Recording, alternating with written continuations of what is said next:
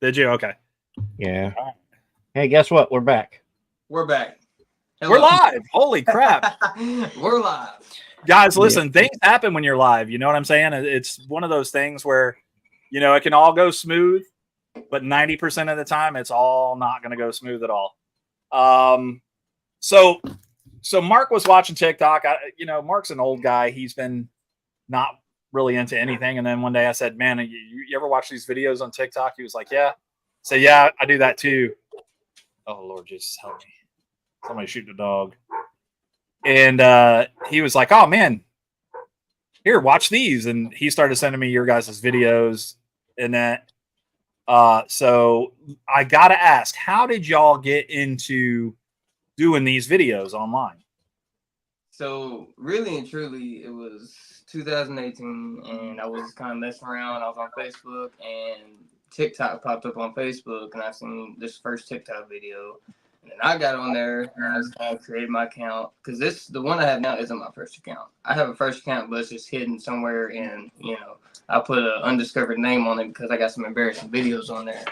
But, yeah, I was messing around on TikTok. Now I started off doing like the voiceovers of movies. Like I think my first one was the Kevin Hart one from Jumanji. And my dad was like, what the fuck are you doing? And I was like, I'm TikToking, Dad. What do you mean, what am I doing? And he said, what's TikTok? And I said, well, it's basically just an app where you get on here, you can act movies out. And I think our very first video was Step Brothers. It was did we just become best friends? And it just became a hit from there. And then when we did the Baby Shark video, it's kind of when that one hit 4.6 million overnight. And it was just him getting in an office chair, and he rode across doing and it went viral. It hit 4.6 million overnight, and that's when we just was like, okay, I like this. We can do this. This is a new job for you, right? Like, I mean, right then and there, it really wasn't a job because it wasn't paying at that time. It was just something fun for us to do because, my dad and my mom always worked. When I was little, man, they was always working, and we never really got to do anything as a family a lot of the times. So when TikTok came out, man, it really just became a family staple for us. We'd always do videos together after that. That's awesome. So how many videos do you guys think that you've made together? I would say over 2,000 videos, and that's not even including the other accounts we have. So yeah, because you and Brittany have an account, I'm sure that because I've seen that you guys are doing videos together. Yeah, well, she just had to make a new one because TikTok took her other one. It's my fourth account. So, I'm sorry, Darren. No, you're good. I just read his name and Village. Sorry, we're back. You're good. That's not the first time it's ever happened. For us it is, but for some other shows it hasn't. So you and Brittany, because y'all are doing things like Mark introduced me to one. It was where he was it was Toby and Angela first, right? And y'all do stuff kind of like what Toby and Angela were doing. And then I think they kind of got in trouble because of the frying pan incident. Is that right? Yes, they did. TikTok kind of got since we're on talking shit, I can tell you right now, I get pissed off at TikTok too much, okay?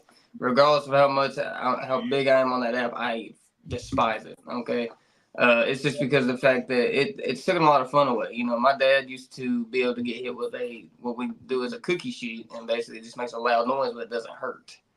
And we've always used it. Well, nowadays you can't use nothing. You can't do anything on TikTok because it's so the guidelines are so strict, and that's why her account got taken away because the guidelines, and it's just getting ridiculous. I mean, I've been harnessed with harassing and bullying my whole time on TikTok just this year. I'm harassing and bullying, which if you've seen my lives, we have good times. It's peace, love, and positivity as always. And TikTok just hates me, I guess. I don't know. Like, that's just what it is. I mean, TikTok somehow got me kicked off of there. I was doing videos back in the day too. And then I don't know what happened. And then I'm like, hey, wait a minute, TikTok, that's my account. they were like, prove it. And I was like, well, whatever email y'all have right there, that ain't right. Like they were like, oh yeah, it's attached to this email. I was like, oh hell no. I fought like hell to try to get my old account back. Can't get it back. Some Over of them deserved. I feel like some of them probably were deserved, but not all of them. Well, see, the thing is with TikTok is the person that you get to report a problem to isn't a person. It's a computer. And a lot of times the computer will glitch out. And really and truly, it's literally just like, it's useless, right, to report a problem. And so anytime I have a problem with TikTok, you got to deal with it. I mean, if you get banned, you get banned. You got to wait 6 days because they tried to hook me up, which is what they call an agent. And the agent was supposed to help me with all my problems. Well, the agent is nowhere to be found. So with TikTok, you're just kind of Schitt's Creek without a paddle. And I mean, that's about it. They don't care. And it's crazy to me that you talked about, fake emails because I have over 15 fake accounts spamming for money. Like they're literally screwing people for money. So I've tried taking them down. I've tried getting verified, and it's nothing. Yeah, Bryce does the same thing because he's like, listen, if it's not Bryce Patty or this one, it's not me. It's bad about it. Facebook, Facebook is bad about it. Scammers and bots in the comments trying to get people to get money out of you. And it'll be in your own comments. Like in your like it's one thing to make a false account and to try and do it on the side, but to go into your account where I can clearly see what you're doing, and then you block them and report them. But I mean, it don't do nothing. The comments will still pop up, and if you block them, they'll make a new account, and it just keeps going. Yeah, and for me, it's like every day. There's always another fake account made. Like when I dropped my song "When You Saved Me," and I always try to put my covers and my songs as my profile pic. As soon as I put that as my profile pic, there was another account 10 minutes later with that profile pic on there, and it said just made. Yep. That was same thing with Trap Masters. Remember, Mark? Yeah, they said the same thing. They were like, guys, listen, we may have. If y'all messaged us and we didn't respond, because they said that they typically would respond to their fans. Do they get to everybody in the same day? No, but they were like, we will never ask you for money. And that was the big thing. You guys aren't asking for money. Bryce wasn't asking for money. So those are the things that I think that instead of TikTok worrying about people getting hit with a pan where there's no harm done, there's no blood, right? They need to go out and find, the scammers and the people trying to hijack other people's accounts because it's happening. Brian, right? I'll do one better than that. So this past week, did you see this past week where I was having problems on TikTok? Oh yeah. I saw you bitching about it. Yeah. So for a while they were basically reporting my videos because I was recording on my phone in my camera roll and uploading it to TikTok. And so, like, say if I record a video on my camera roll and post it, it would get no views. But if I went into TikTok and recorded and edited the video in the app, it would get views. And so they were basically making it to where I had to do it in the app, and that makes it harder on me because, like, when you post on like 4 or 5 different social media accounts, you do it on your camera roll, it's easy because then you can just disperse it out everywhere where it needs to go. If I gotta do it in TikTok, then I got to go do it in Facebook. Then I got to go do it in Instagram. And that takes way too much time to do all that. Yeah. Yeah. One platform to rule them all is what we need. Yeah. So you can distribute all because that's what we do here on StreamYard, right? So StreamYard will allow Mark, I think, to hit like 3 or 4 buttons and he can post it like, hey, it's going to YouTube, Facebook or Instagram or whatever the case is. Instagram's a little bit harder here, I think, right? Yeah, because you only get an hour and then you have to redo it at that hour mark, and it sucks. Just give Bryce the button. He'll make sure that we hit it. I can press one button and I can end it all. Okay, the first video I actually showed Brian was the one where Darren was dressed up as a woman, and that was my idea. Yeah. Was that your idea for that video? I had to laugh because quite honest, that's how when what was it? when we first introduced that you were going to be on the show, that was the video we showed. Wow. I told you it was gonna be. You know, Do you have that video, Mark? Not on our StreamYard. You're such an asshole. I had it, but it wasn't our StreamYard. that video was not at all supposed to happen. I was actually really against doing that. It was funny though. I mean, she came to me. She's like, "Hey, I need you to put this wig on." And I was like, "For what? I'm not putting a wig on." She's like, "Yeah, it's gonna be funny. I need you to do this." And she showed me the video idea. I was like, "All right, whatever." So I did it, and I when I do a video, like if I'm gonna go out as dressed as a girl, I'm just gonna go all out with it. You might as well, right? So I put on some redneck woman. I said, "Yeah, we're gonna make this it's gonna have to be believable." And yeah, And he ripped my dress. I did. There's a whole dress. He ripped it. But it's your fault. You shouldn't have been wearing a dress. I don't tell you. Who made the video? Yeah, what? Did you pick the dress for him too? I did. Oh, Lord Jesus, help me. My wife would have been like, put the oldest one on that I have in the closet or something. I'm so glad she's hold up. than I am. I was going to say, if you put on one, it might be a half shirt for you. Bro, That's exactly put that thing on. I put that thing on. It was just, bro. I couldn't move. I could not move. It was just, I was like, that dress was too tight. I bet you knew exactly, like, when he said he was going to do that, I bet you knew exactly which dress you were going for, too. I bet you knew went exactly. right to the closet, got it. Yeah, you knew exactly which one you were going for. That's great. I was going to ask this one, too. So all the trends that are going on TikTok right now, I think the latest one I've seen is being under the vehicle, and you look over, and it's like your person holding the car up. Like you hear the creak, and then you're like, have you guys seen this video yet? Mm-hmm. Like No. the first one was the Lego guy holding the car up. No, I haven't seen that one. I've seen the trend I've been seeing a lot recently is the people jumping into the car. Like they jump and then their car speeding off. That's the most recent one I've really noticed. Okay. I'll have to find that one too. I was trying to find this video that Mark didn't save. I probably bring it back up. You want me to find it real quick? What did you guys Y'all title weren't the video? prepared. Just say it. Y'all weren't prepared.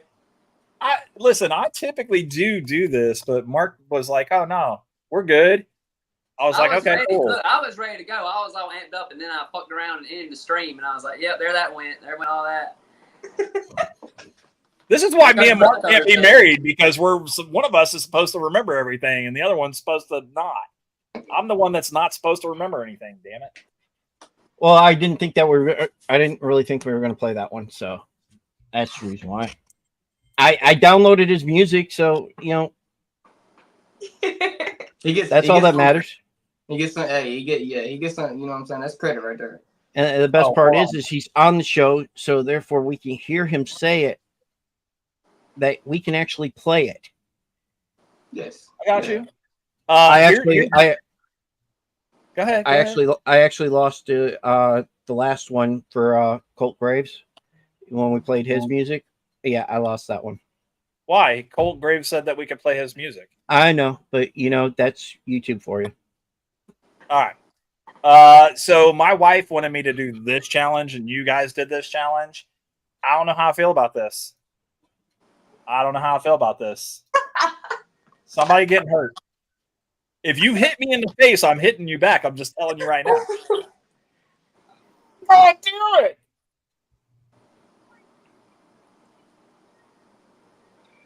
Did you do that too? Holy crap. Here we go. Hold on. Oh, yeah.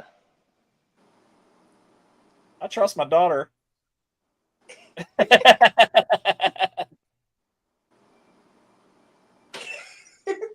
It's such an unathletic swing. Y'all told me to do it like that. I did it the first time, just so y'all know. But to make the video, they made me miss a few times. Wait, no, that's not you. That's Mama. Yeah, that's Mama behind him. Oh, that's good. Yeah. Is that Mom? Or Definitely Mom. That's me. Oh, that's you. That's Mom. That's your mom. There she is. My She wife would hit hit me. I swear to God, right in the face. My wife would hit me in the face. I know my wife. My wife would do the same and be like, I got the cup. Oh, right in the side of the head. I'm about to say I would get hit on purpose. Right. I told Brian we should just do the the band, where you flick them. Yeah, that one don't feel too good either. I'm not gonna lie to you. It does not feel good at all. Oh, I bet. That's our whole thing on live now. We do the band, and it's an actual exercise band. It's not the rubber band; it's an exercise band. And I'm the best one at it. I mean, I grab to the counter, I just pull it as far as I can, and I pop.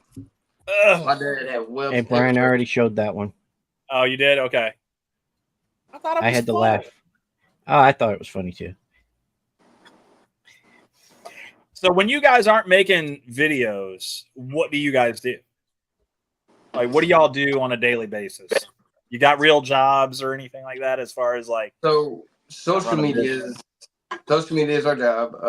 Due to what I went through in 2018, where I had double brain surgery because of a brain tumor, and it took my way of getting a job because I had the 2 brain surgeries. I ended up catching 4 blood clots in both legs, and I died and came back. So I died for maybe 20 seconds and came back.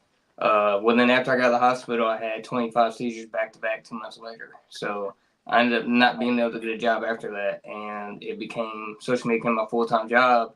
And how it kind of transpired to a full-time job is when I started going live. When I started going live, I didn't realize there was revenue being made.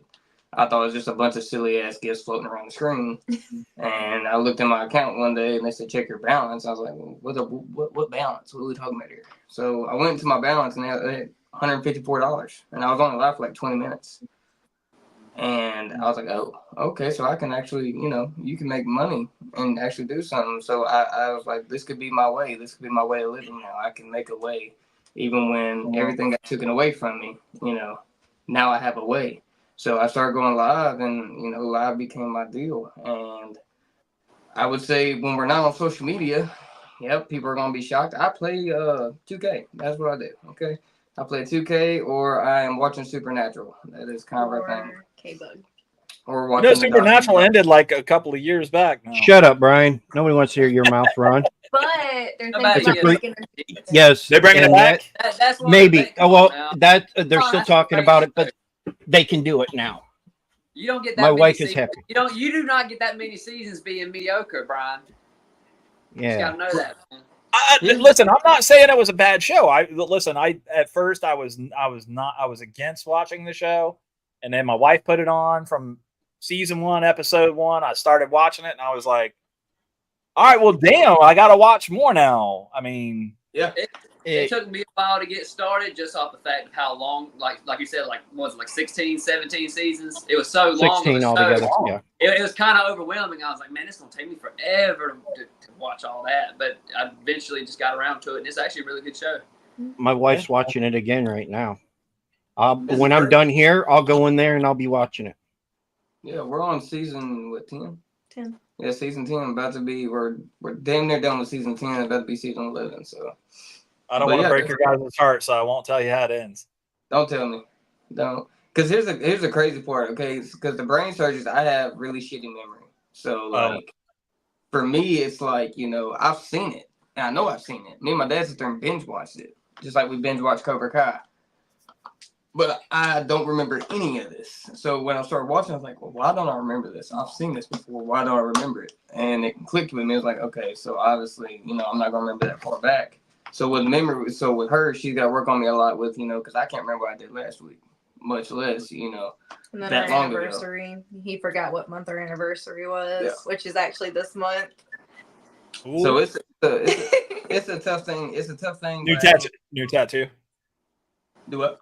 You getting a new tattoo? Your anniversary date on your arm, so you can just look like this and be like, oh yeah. I'm gonna get it right here. Every time I look down my wrist, be like, it's that time of the year, right? So no, yeah. So, with me, it's a really hard thing, and I don't really open up a lot about it, but I do struggle with a lot of things like depression, anxiety. I stress out over little things, which that probably might ring a bell because if you heard When You Saved Me, the song that y'all played on the intro, it's actually the story. You know, I wrote that song to tell people the story and what all I went through. Like back in 2018 before the brain surgery, I was a very shitty person, like a god awful person. I was always trying to get into fights. I was, you know, just on a really bad. I was drinking. I was smoking. It was a really bad thing, and I'm a very, you know, just that whole song really kind of explains everything. I walked down a lot of good people that were there for me, and I still regret it still to this day. So When You Saved Me is a very powerful song, and I encourage people, anybody that listens to that song, just close your eyes, and you'll be able to like really picture and image that story and the emotions. How long have you guys been together, Brittany? So 1 year married on the 29th of this month. We met 2 years ago, almost 2 years ago, September 1st. Okay. So you met him after he had the brain surgery and all that stuff. Wow, man. And you stuck with him the whole time? Is it kind of like a 51st dates kind of thing, though? Kind of. Sometimes they'll be like, hey, do you remember we got to do this month? And he's like, no, what do we got to do? Because he'll like double plan things all the time, sometimes triple plan things. A lot. A lot. And then I got to do damage control. Yeah. Listen, I never had the brain surgery, but I'm going to tell you, I don't know what's going on, but I do have the short-term memory stuff. I don't know what happens there. Brian, that's called old age. Oh yeah. Oh yeah. So just so you know, Darion, when you get older, you may forget a little bit more. I'm just going to give you a heads up now, because Get ready. Okay. He already makes fun of being older than him, so. How much older are you than him? I'm 30. He'll be 26 on the 23rd of this month. That's not a big age gap. No. No, she makes it out to be like when she turned 30, she cried, so she made it out to be like a huge deal. So I told her, I'm not that old. Me and Brian are pushing 50. At 30 because all of her bones started aching real fast. Trust me, I know. I remember 32. I was like, so well, at the age of 30, why. at the age of 30, I got my hip replaced, so that you know, got you beat. Told you. You were a police officer where? I was a police officer near Nashville, Tennessee. I was the deputy sheriff here in Florida. Okay. Yeah, I did a year, and I was ready to not be a sheriff anymore. So there you go. So. I resigned if it tells you anything. So. Brian, listen, I'm crazy shit out there, man. Brian, what was the shit that made it? I mean, we'll talk about that. Like, we'll talk about that in a bit. Okay, fine. Oh. Yeah, because remember, we do have a game that we actually stole from, but we're gonna play that after. Oh, we didn't steal this game from Bryce. Yeah, see, steal the game from Bryce. It's called Florida or not Florida. Not Florida. Yeah, I took it's easy, guys. You can either win a lot of points or not win at all. My game. Go ahead, just funny. No, we stole parts of it. I'm counting on you. You're counting on me. Counting on you. This is it. Actually, most of them are really funny. It's one of those things that it either happened in Florida, you know, because we have Florida Man here. It either happened here or it could be your state. It could even be Bryce's state of Georgia. Yes, Bryce, I did use your state. Crazy ass shit happens in Georgia. We're not that far from y'all. I know. Well, that's why. In here with your bad driving. Yeah. He learned it from watching you. And your big ass mosquitoes and alligators. Stay the fuck down. We don't want. But we like wrestling with the gators and trying to stay away from the damn mosquitoes.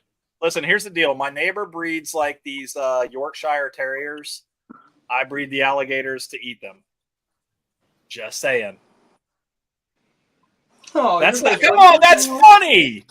Oh my god, it was a joke, by the way. But it's Florida, so I mean, I need that cricket noise, Mark, did you want to play his song? I guess we could now. I mean, we've been on for a half hour. Yeah, you want to play his? You want to play that song?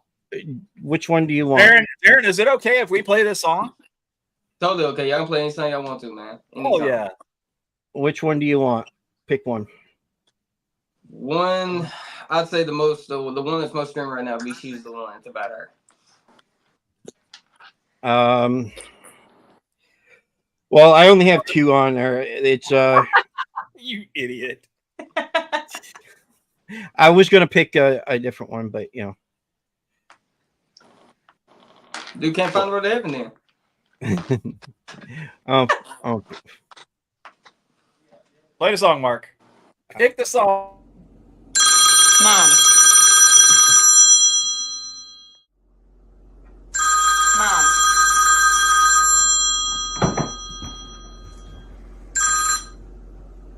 Hey, Mama. Hey, baby. Hi. What's up? I've got something to tell you. Mama told me the news today. My life would never be the same. I got down on my knees and prayed. My eyes began to fill with tears. Thought of you not being here. Losing you was always my biggest fear. I wasn't ready to say goodbye, so I put this here truck in drive.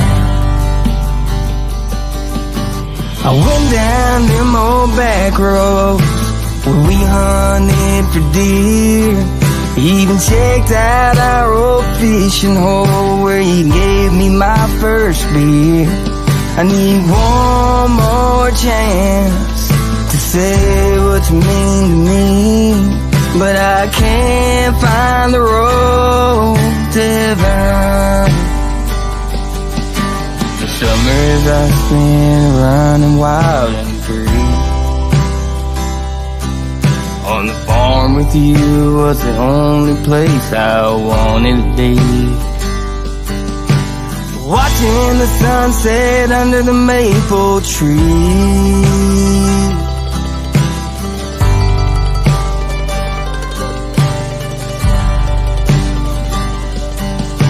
You told me someday this house would be my home. Taught me how to be a man and do it on my own. Never thought you'd be gone so soon, not be here all alone, not be here all alone. I went down them old back roads where we hunted for deer.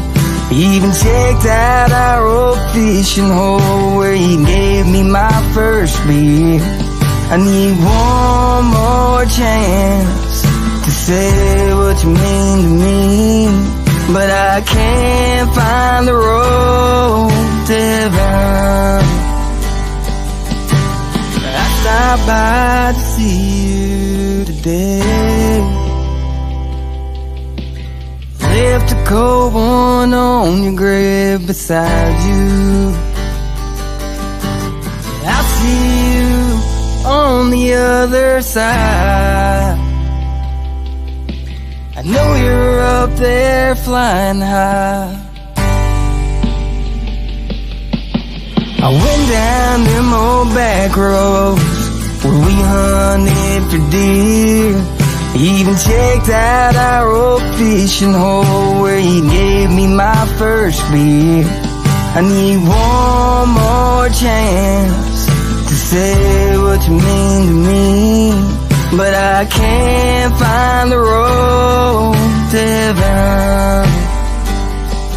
I need one more chance to say what you mean to me, but I can't find the road to heaven.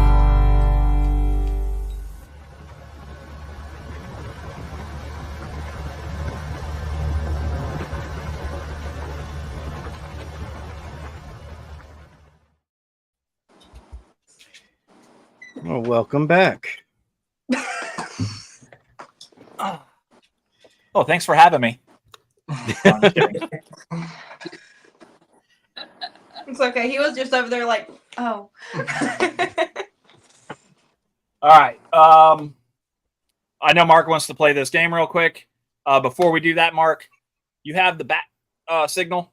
You want to throw that bat signal up that you saved for me earlier? I'm going to reach out to a friend of mine, Ruckus Rocks Podcast. Just wanted to say congratulations on what you're doing, George. Keep it up. If you want to listen to a great podcast, a great show, check out Ruckus Rocks. If you like true crime, he gets into it. So there you go. All right, Mark wants to play a game, and it's called Florida or Not Florida. We have 3 victims now. Yes, 3, because Bryce, you got to play. Brian's going to take us. I got to play my own. No, well, Listen, hold on now. All right, how many questions you got there, Mark? Whatever, how many I actually wrote on 5 cards. I don't know. I didn't count them this time. All right, listen. So Darren and Brittany, you cannot be on the same team. You're gonna play for your own points, okay? Oh, I'm still gonna lose this. No, you got this, bro. Listen. All you have to do is say Florida or not Florida. That's it. That's right. And then I'll tell you what state it's from. Yeah. I don't watch the news. That's her thing. Yeah, but no, these are just. You ain't gotta watch the news. This shit's funny. It ain't gonna be in the news. Well, some of them were. Oh. And one of them, But anyways, we're gonna start off with an easy one. Man arrested for having sex with horse. Florida. Not What? Florida. Not You think Florida. that's Brittany? Georgia. Not Florida. I don't know. My Okay, so I got a Florida, a not Florida. Bryce, what you got? From here. Huh? You think Georgia? Yeah. So I have not neither. Florida. So not Florida. Not Florida. Okay. It's not Florida. Kentucky. Give us more credit, Brittany. That's why I said No not wonder Florida. those horses That's are exactly so why I said it. fast. That's exactly why I said it. That's exactly why. We got horses outside. That's how I was like, that's not Florida. That's bad alligators. You might want to rephrase that because you don't Okay, get nothing with those first of horses. all, no, it ain't like that. I ain't out there trying to play hide the cucumber. No, I'm just saying that's definitely not. All right. Next one is woman kidnapped scientist to make her dog immortal. Florida or not Florida? Did you say make her dog immortal? Yep. Yeah, a woman kidnapped a scientist to make her dog immortal. That sounds like some goddamn Not Florida. Canadian Not shit. Florida. Can I guess what? Bryce, state what you it is? got? So I got 2 Florida. not Floridas. What did you I say? don't think it's Florida. I'm gonna say Utah. I'm gonna take a step further. I'm gonna call the state it is. I'll give you an extra point if it's Utah. Brian, you know the answer to this one. Go ahead. What is it? Florida. Shit. I should have said because Who that's who does this?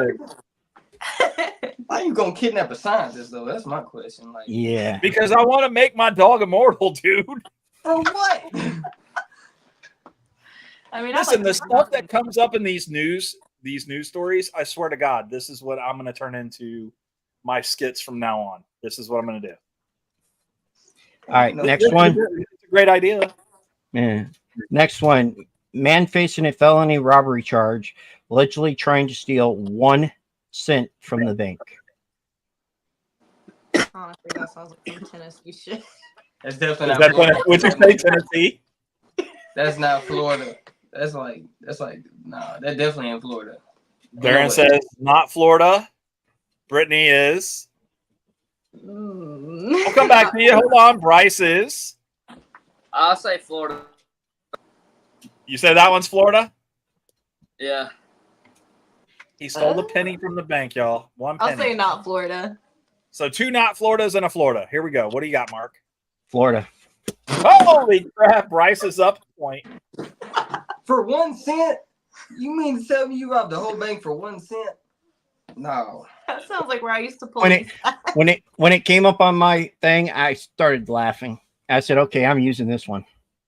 They had to be 1 cent short on an important bill or something. Damn, Something was boys, going I'm on. You could easily have found that 1 cent somewhere else. I mean, On come the- on, gas on the stations have it. Yeah, on Yeah. the street. I mean, you can struggle. You can come In up a with on a fast penny. food place. Anyway. Bryce, how many 2 liters do you go through a day? not a lot. I usually have cans. Okay. Just checking. I'm just checking. No, I'm usually I prefer sweet tea over soda. So I'm Hell not yeah. much of a soda drinker. I'm a sweet tea guy. Kill some soda from time to time.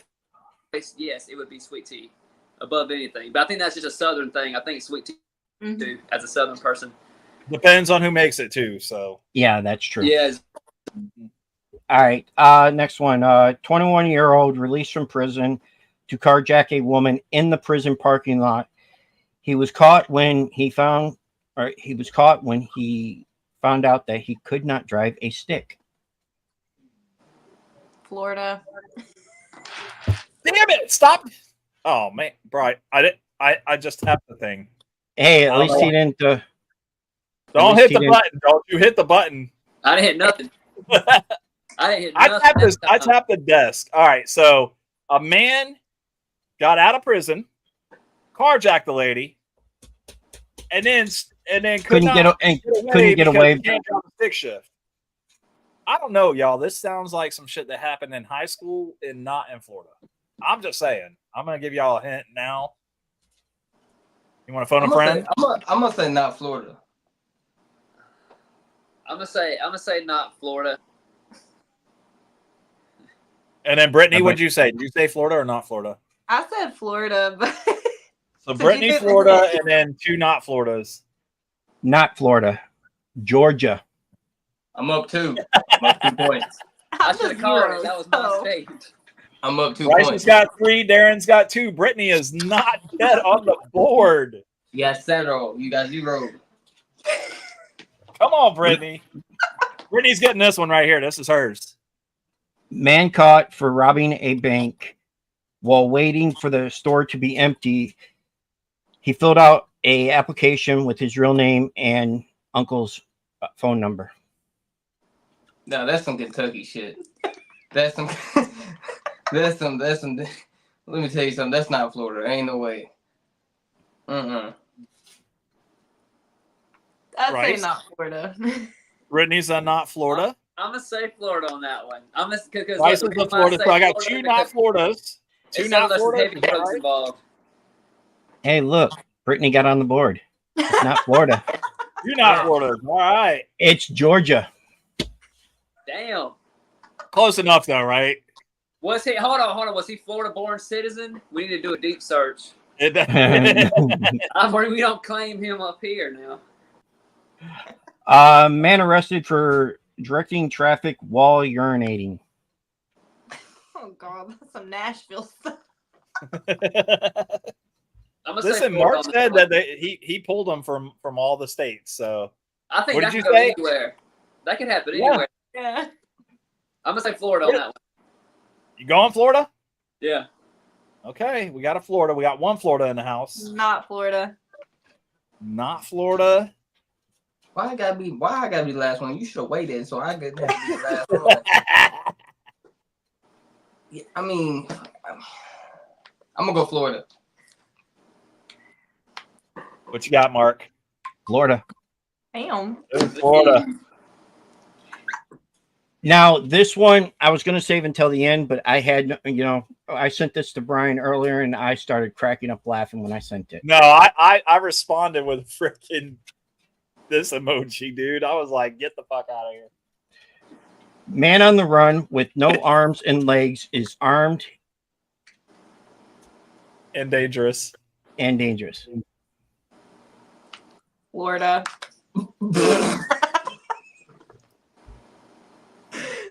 The man ain't What got you no doing? arms or legs, and they said that he is armed, He's armed and on the run and on the run. He's got a grenade in his mouth. Don't make him pull the string. How's he gonna pull it? He's His just gonna feet, hang. like that. He's gonna headbutt the ground, the motherfucker gonna go off just like that. All for it.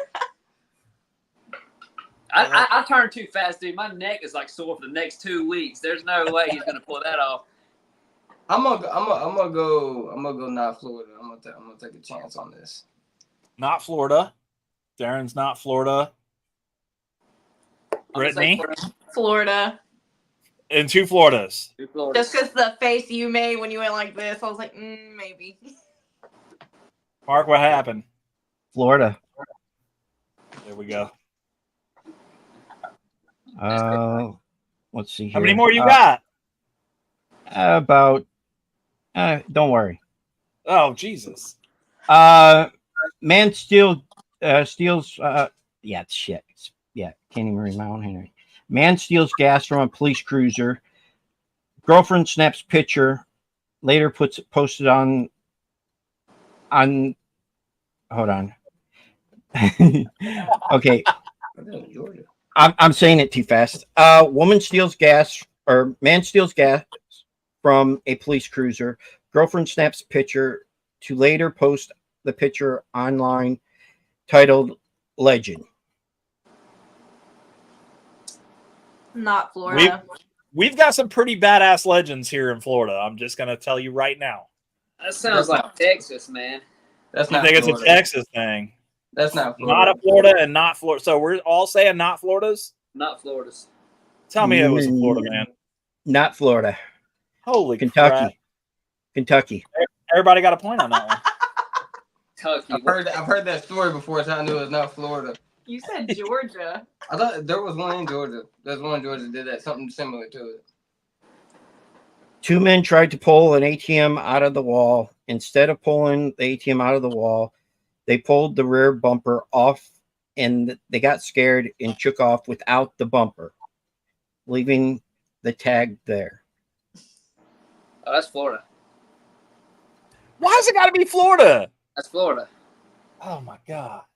I don't know, That's man. Florida. That sounds like some redneck shit. Hold I on. don't want it to be Someone Florida. from Florida would leave the Listen. bumper behind. That was one of these hold my beers situations. That If it's sounds a like Florida thing, that's a hold my beer situation. I'd say That not sounds Florida. like some redneck shit. Sounds like a whole I lot of got crap. Florida, not Florida. I'm gonna go not Yeah. Florida. Not Florida? 2 not Floridas? I say not Florida. What you got, Mark? Not Florida. Kentucky. Kentucky. I told you some redneck shit. What I say? That's some redneck shit. Y'all got a whole different breed of rednecks over there, I guess, then, huh? Hey, we do for sure. Man faces weeks in prison or jail for eating evidence in court. What was the question? Hold on. Sorry, Pops was in here. Man Hey, faces Dad, weeks. what's up? Man faces weeks in jail for eating evidence in court. That's Wait. Florida. yeah. He ate the evidence in court. Yeah. Oh, yeah. How did he get the evidence in court? That's my hometown. That's been me on 2 different occasions. I'm gonna go Florida. Okay, so we got 1 Florida. I'm gonna Brittany? say Florida. Are you Florida on this one? And Bryce is Florida? I say not Florida on this one. Come on, Brittany. Come on, Brittany. You want to change your answer, Brittany? Don't look at me. Okay, I'll say Florida. So all Mark, 3 where'd it Florida. happen? Yeah, I'll say Florida. Florida. I was not trying to help anybody win this game. Okay, 2 left. All right, last 2 guys. Here. Let me tell you where your scores are right now. Bryce, you're sitting at 7. Darren, you're sitting at 7. Brittany, 5. You need these next 2, girlfriend. You got to get these, and then you got to make them not get it. You just be like, oh no, that doesn't sound like a Florida thing, but I'll pick Florida for you. Just saying. That's how you got to do it. 21-year-old tried to hold on, what did I put?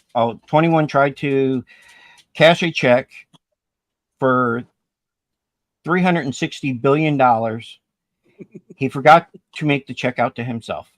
He got arrested too, by the way. Well, obviously, I mean, how else are they gonna have the story? I'm calling Florida.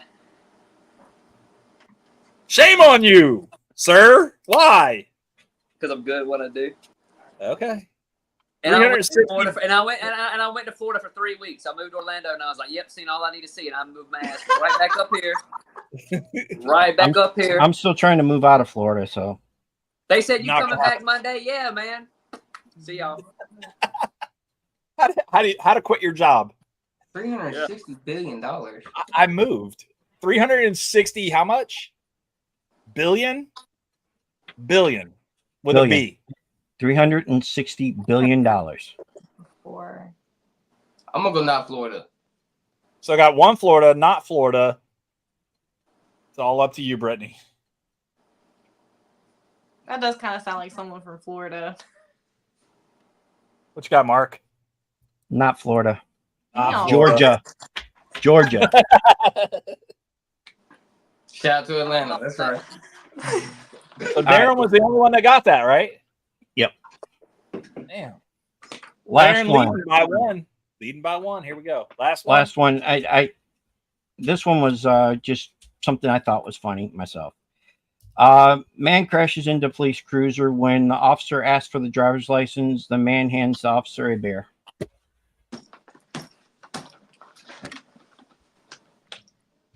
Oh shit. Sir, I'm going to need your driver's license. This I'll one? say not Florida. You need this I'll say one? Not Florida. You need That's this not one? Florida, bro. That's not Florida, bro. I know exactly where that is. Do you know where it happened? I'm pretty sure. Well, first of all, one of my friends did that, so I know one of them happened in Kentucky. So I'm gonna go not Florida, but one of my friends did that. So So I got I'm going not not. Florida, I said Bryce and not Brittany. Florida. Not Florida and Bryce. Oh yeah. What did I say earlier? Not Florida. Yeah. Yeah, I think I said not Florida. Yeah. So we're all going not Florida on this one, Mark.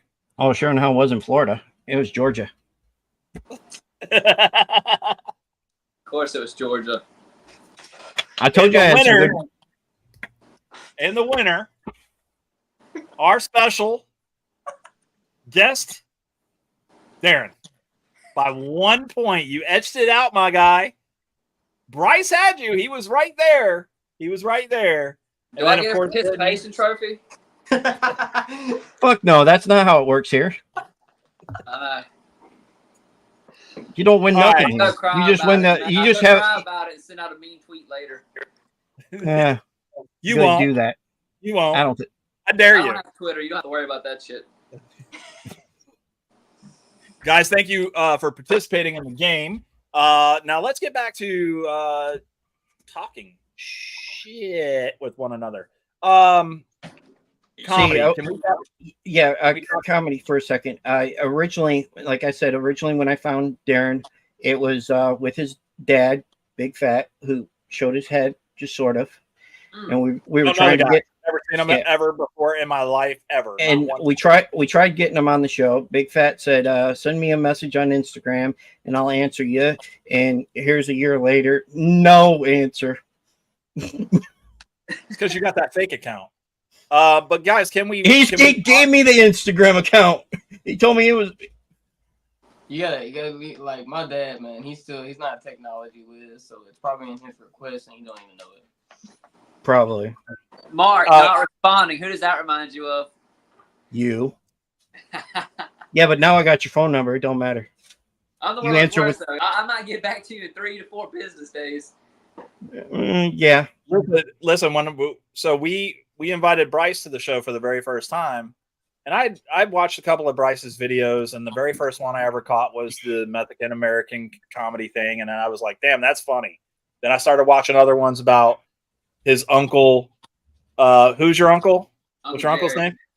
His Uncle Jerry. And I thought his uncle was for real. Like, I thought his uncle was like, and then when I reached out to him and we got to talking, I was like, and, I know you live up in Georgia and everything, and we got people like that down here in Florida.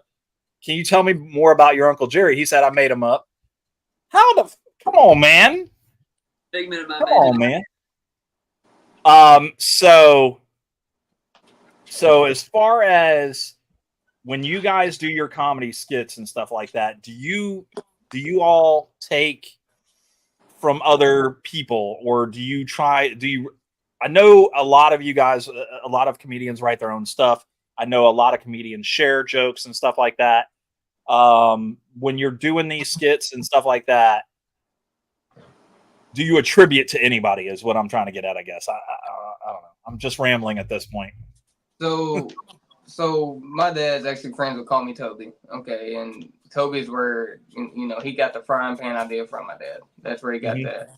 We've had And him my on the dad, show. like when we do comedy skits, he kind of goes off of memes. He's a very big meme guy, so he'll read a meme and then make it into a joke and make it into a skit. Sometimes he gets videos from other people, like of course the belt with the cup and all that. It just really depends. Like sometimes he comes up. He's a very old classic comedy person where it's smash mouth comedy. So really and truly, he's kind of genius between all of it. Rarely do we ever, nowadays, rarely do we ever just make up a skit in our head. We kind of, he'll read a meme and be like, hey, you're going to say this, I'm going to say this part, and we'll just do it that way.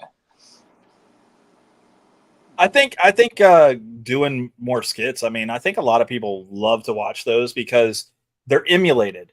Like you start it, and then other people come right behind you, and they try to do the same thing.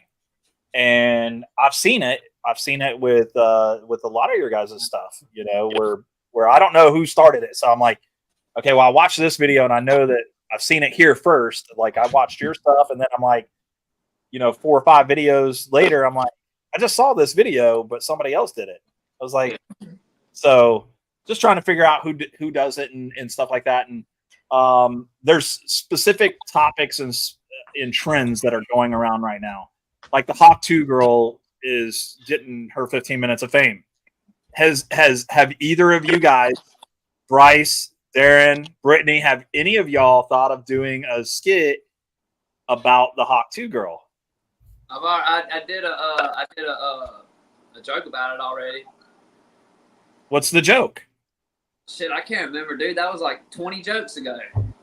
I write a skit every fucking day, Brian. I don't have time to fucking remember all of them. So okay. I think we just did one. I think we did. So the confetti, these things right here, the confetti blasters. Okay. TikTok usually takes them down because of the blast, the very big pop. And so I put the Hawk Tua over the pop it was for my music release, actually. That's what I did. Yeah. It was a video that okay, yeah, that's what it was. I remember that now. Yeah, I put the Hawk Tua as soon as it popped, and that's the only one I ever used. I really I was late to find that out. Like I was really late. It already happened. Like it happened on CMA Fest? Mm-hmm. CMA Fest, and I was actually supposed to go there, but we ended up going out of town. But yeah, that's the only one I've ever done. We ain't really done a joke over it yet. Not really. Yeah. Not yet. It's coming. Yeah, it's coming. It's coming. The best joke I've seen on it so far was I can't think of his name, but he's like his character is like a stoner dude, and he's sitting in his car, and he's like I like some Hawk Tua, but then I got to thinking about the hot part. He's like, dude, that's a loogie. I don't want a loogie on me, man. I'll take the Tua all day, but not the Hawk Tua. Like, dude, that shit was great. I think the best one I've seen out of everybody would be the grandma, and she goes Hawk Tua and her bottom teeth fall out. And oh, that's good. That's good. So I thought that was pretty good. Honestly, I was like, yeah, that's the best one I've seen so far. That's great. Yeah, I've seen that. It came up on my Snapchat for that. Yeah. Because Grandma's house. It's Grandma's house. That's what it's called. She did that. I was laughing. I had to show my wife. She just started cracking up laughing. My teeth. Yeah, I'd say that's the best one I've seen so far. Oh, now, man. So who's winning the prank war with you guys? Explain the prank war. Explain it, and then let's figure this out here. Because are you really winning? I am winning. So the prank war started. I ended up getting up on him when I did the confetti, because most of the time we will plan it out, the confetti, but we didn't plan that one. When I came up behind him and he was sitting in that recliner, he was already ticked off because he was having a bad day. I was like, yeah, I'm just gonna piss you off even more. So I busted it on him. And so that kind of, I was up one point. And so the prank war actually goes back to 2020 when we first did them. He got me in the shower with a what was it, the taser? Yeah, the taser, and then we did a lot of them back then, and so it's really an ongoing thing. I'm pretty sure I'm up though, because the last videos that we posted was the one of me, so I'm up right now. But the prank war is basically just something we got off of online. We know a lot of people do pranks, and Marty and I forgot the other dude's name, but they do a lot of pranks. And me and Dad were like, let's just start a prank war. And it really started off, out of nowhere this time because he actually, I pranked him. I got up on top of the house with a thing of water, and he walked outside, and I got him. He was going out. He was all dressed up, watch everything going, and Oh hell no! water. Yeah, poured water all over him, ice cold water, and he was like, all right, it's on now. So That was the time that you told him that you put diesel in the car. oh man, so. He didn't take that one too lightly. He was actually pretty mad about me. Until I told him, like, hey, man, it's a joke, bro. I didn't put these on your car. But I played better. You know better. Oh, dude, I would have been RIP. It would have been over with. It would have been done. There's a few you haven't posted. There's a few. Because he's deleted all the ones I've done on him. She got me just 2 nights ago where she took those little poppers, little fireworks. You throw them on the ground, they pop. Yeah. Well, her and our daughter, you know what I'm saying, decided to go in there at the toilet and, put them around the toilet seat and then let the lid down. Great idea. So great idea. I went in there because I just ate, Taco El Papi's, and I had to shit. I mean, I really had to go. And I sat there and all I hear is and really and truly, it didn't even scare me because I had to shit that bad. I guess they thought I was going to jump, but I really had to go, so I was not worried about anything. I thought I broke the toilet seat, but I was like, fuck it, I ain't going to look down. I got shit. I got to go. I'll fix it later.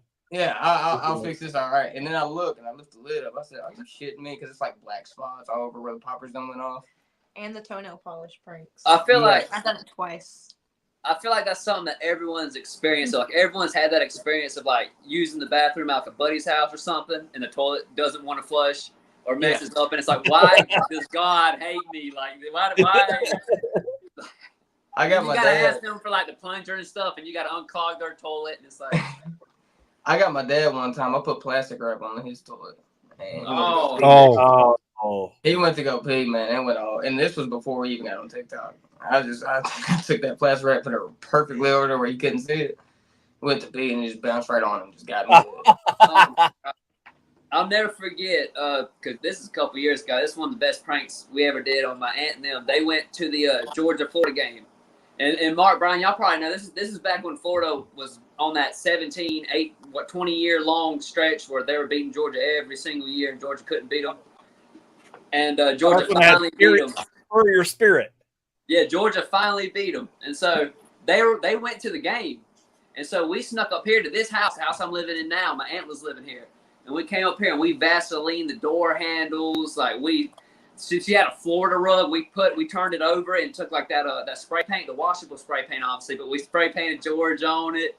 Like we TP'd her house. I mean, we went hell and back. Oh, she called me the next day. She was like, if you don't get your ass up here and clean this shit up. That sounds like your dad. That ain't a prank, brother. That's straight. That's an ass whooping. That's what this is. Yeah. Mad as hell at you. Hey man, we waited 20 something years for that, man. That was pent up. That was pent up for a long time.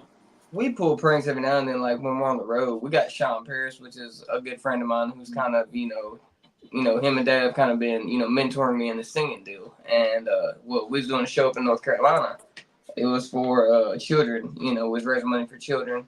And we decided, Sean hasn't arrived yet. Well, he had the big king bed, and, had the master bedroom, all that. So me and Dad was like, yeah, I got a bright idea.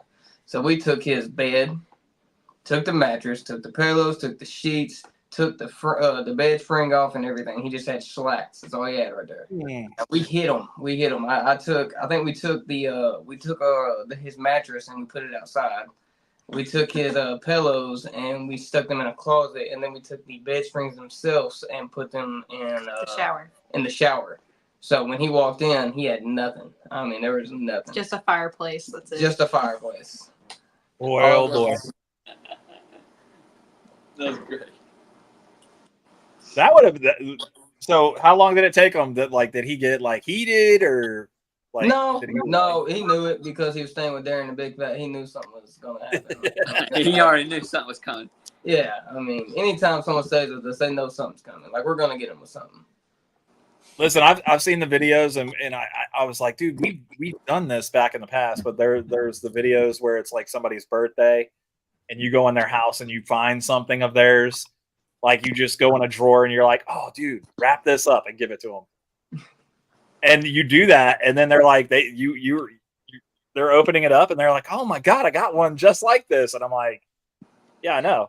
That's yours.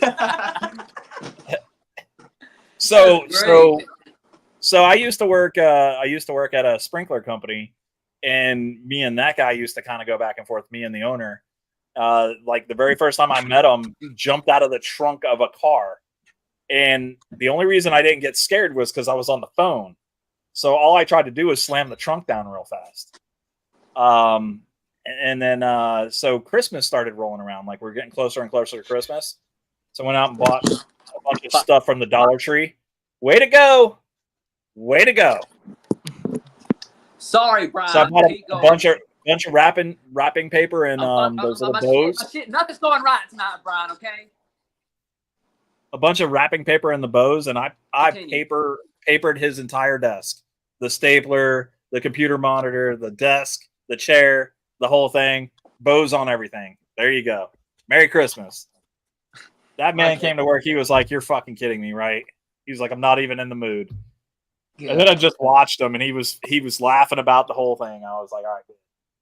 Yeah, people used to pull some hellacious experience back in the day. Like, my dad told me he had, when he worked at Walmart when he was younger, they had a boss that was like, they'd always pick on him, you know, and my dad, they took him and put him in an office chair and plastic wrapped him to it and just kept going.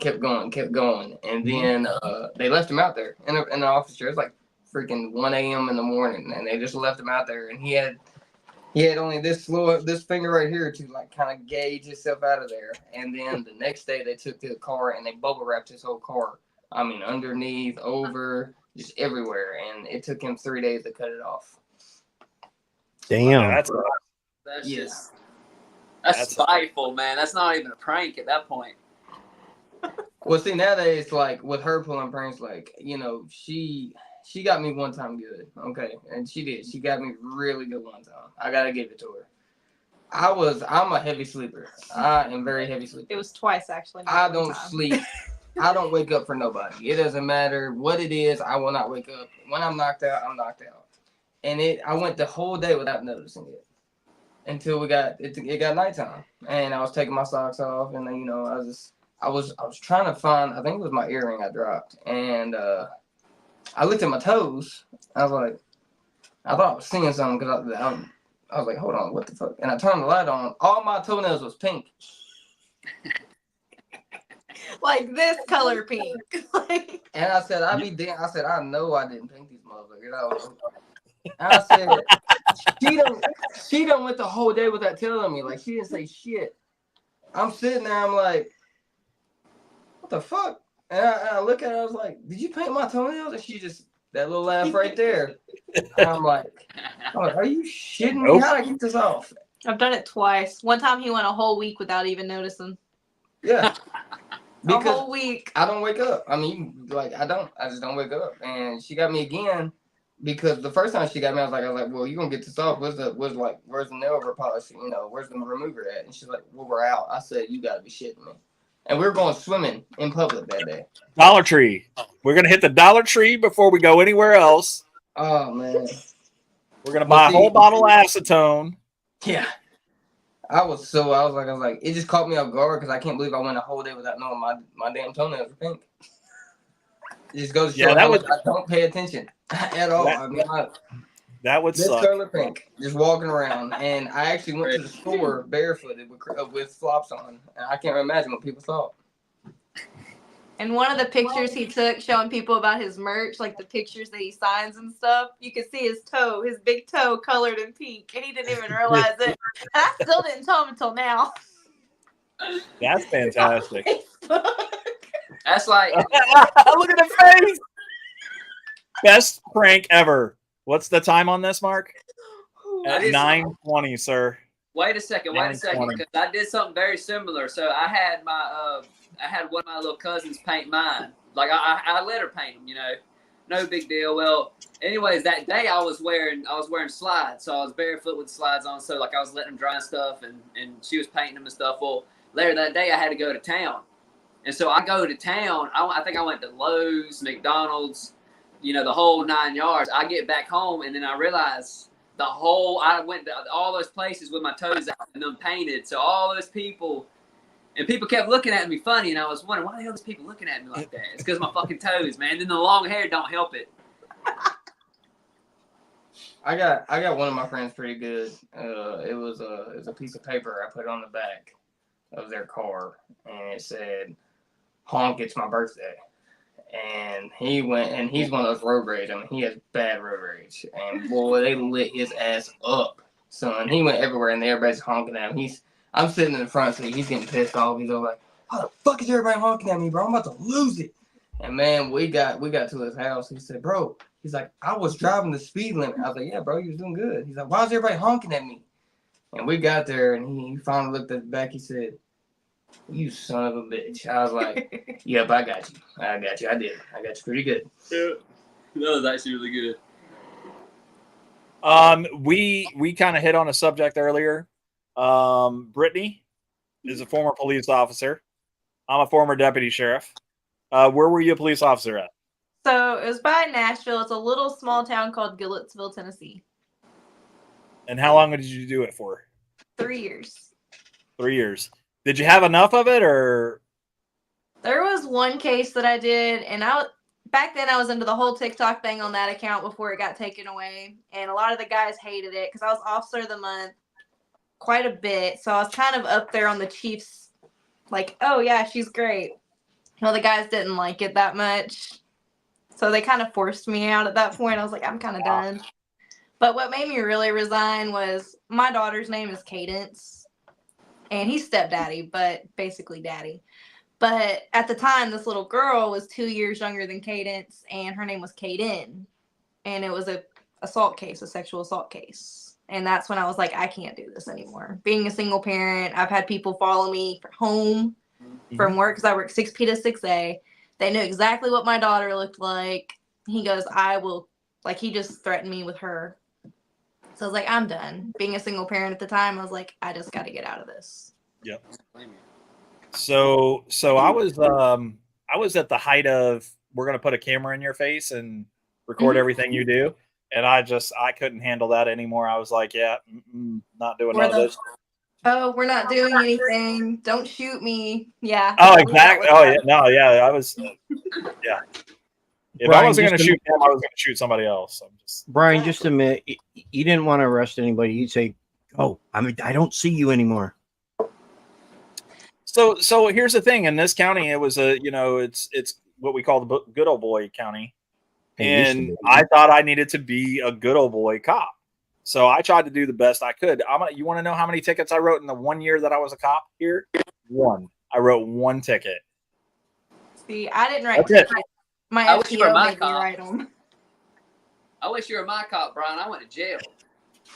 I'm not doing that. Mark is not drinking anymore because Mark got pulled over back in the day by a deputy here who he respects to this day because that man said, pour all the beers out and go the hell home. And I'm going to follow you. His exact words was, okay, you're drunk, you're driving.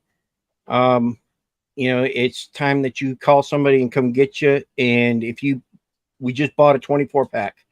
If you dump it all out, I'm not going to do anything. Okay, fine. Fuck this. All 24 of them are gone. You know what my officer told me? You're high, you're driving, and you're going to jail. That's what happened to me.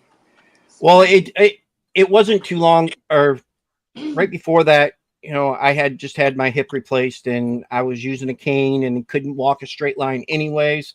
So he felt bad for me. And then also it was Father's Day. So, I mean, I got lucky. So that was 16 years ago. And I haven't drank since.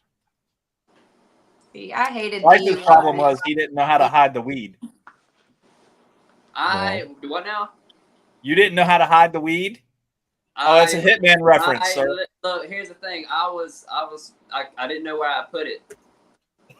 I was already in there, in the zone, man. So I didn't know where that stuff was. And I remember thinking to myself, like, because I think the girlfriend that I was with at the time was with me. And I told her, I was like, if you find it, toss it. Like, toss it. Get that shit out of here. Because I was like, they're going to take me. I already know. Because they were already harassing me for no reason, even before when I wasn't doing anything. Just because you have long hair and, like, you have a couple black friends, they're gonna watch you, And so they were already on me. Friends, I got to. Yep. Definitely following you home. Yeah, because they think, what's that white guy doing with all them? What's he got going on, like? And so all that and constantly getting I get what's the term I'm looking for? Oh shit, I drew a blank. But basically, like, people just assuming, I don't think he heard you. It's called profiled. Profiling. Thank you. Yeah. Yes, profiled. So we as police, we would have these things. They're called pretext stops. So what we're doing is we're looking for a reason to stop you. Just because we already seen who you are, so now we're doing a pretext stop. So, you didn't use your turn signal. You didn't stop at the stop sign long enough. Yeah. You have a hole in the front headlight or the tail light or the turn signal. You know what I'm saying? That's a pretext stop. I can stop you at that point, and now all of a sudden hey, you mind stepping out of the car? Do you got any drugs, bombs, babies, dead babies, bazookas, or anything like that in the trunk? You know what my favorite one is the old, your tail light's out. And then I say, can I get out and look at it? No, just stay in your vehicle. Then I get down the road, I get out, and my tail light's perfectly fine. That's just them wanting to fuck with you. No, that's dirty. That's pretty dirty. That's pretty dirty. See, you just need to quit touching your phone altogether. It just keeps dropping, man. I don't have good setup, okay? Well, they make stuff for that. Yeah, Darren and Brittany have a phone with the thing on the thing, right? With the twisty deal. Got to get you one. It's go on Amazon, brother. It's a ring light with the phone holder and everything. You just turn sideways. Or Walmart. Yeah, I got quite a few things from Walmart. But I put but the thing, I'm kind of running tight right now because I just dumped a lot of money into my Twitch gear, so I have to wait on this for a little bit. Yeah, I'm also a Twitch streamer on top of being a comedian, so. He's not very good, but yeah. Oh, I am gassed, dude. Yeah. I was watching. Ask the two people that watch. I was watching yesterday. I was watching you play golf. Yeah, I was going to say, what do you play, and what do you play, and where do you want to play with everybody?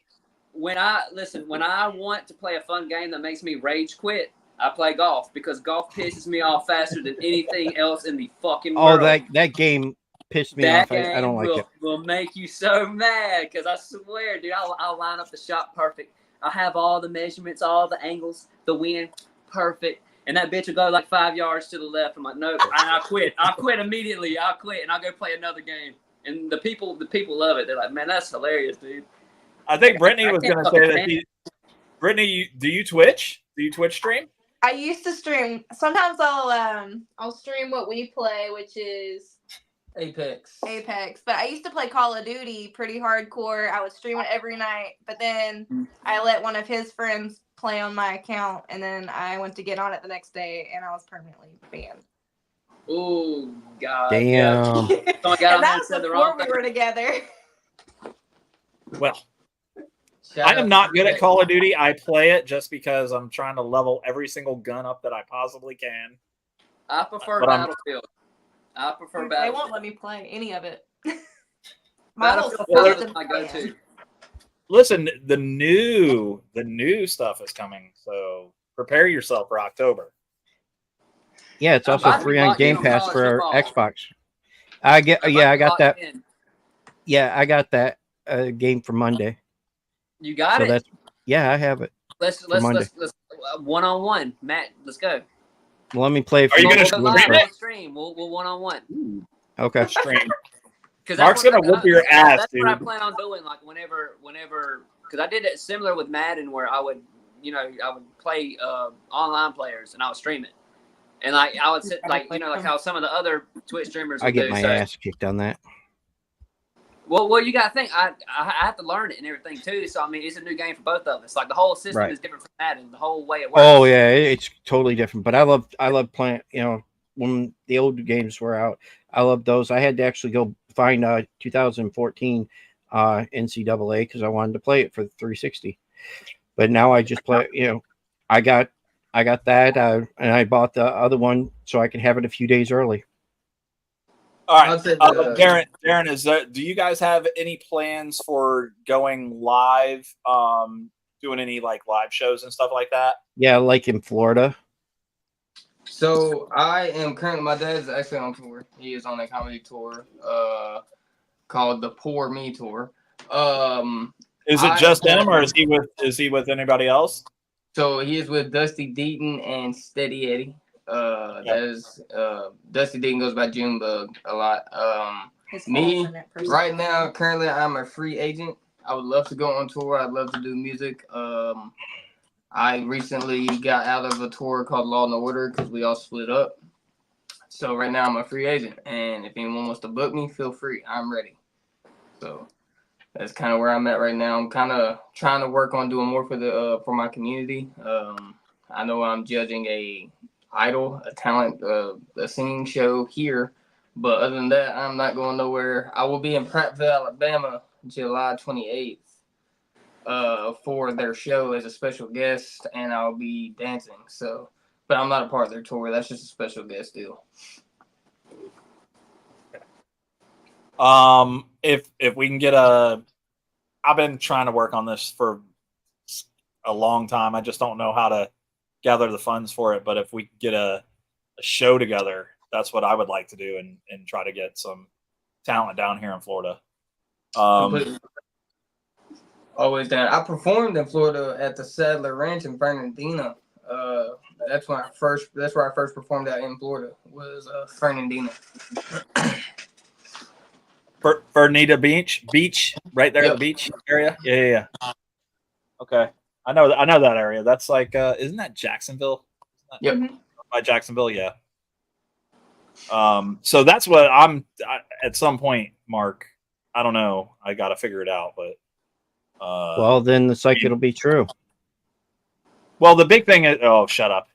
Well, if you get an audience, that'll pay back a lot of it right there. Well, that's the big thing. So they got a place down here called the Valerie Theater, and it's you can either rent the Valerie out, and you get all the proceeds, right?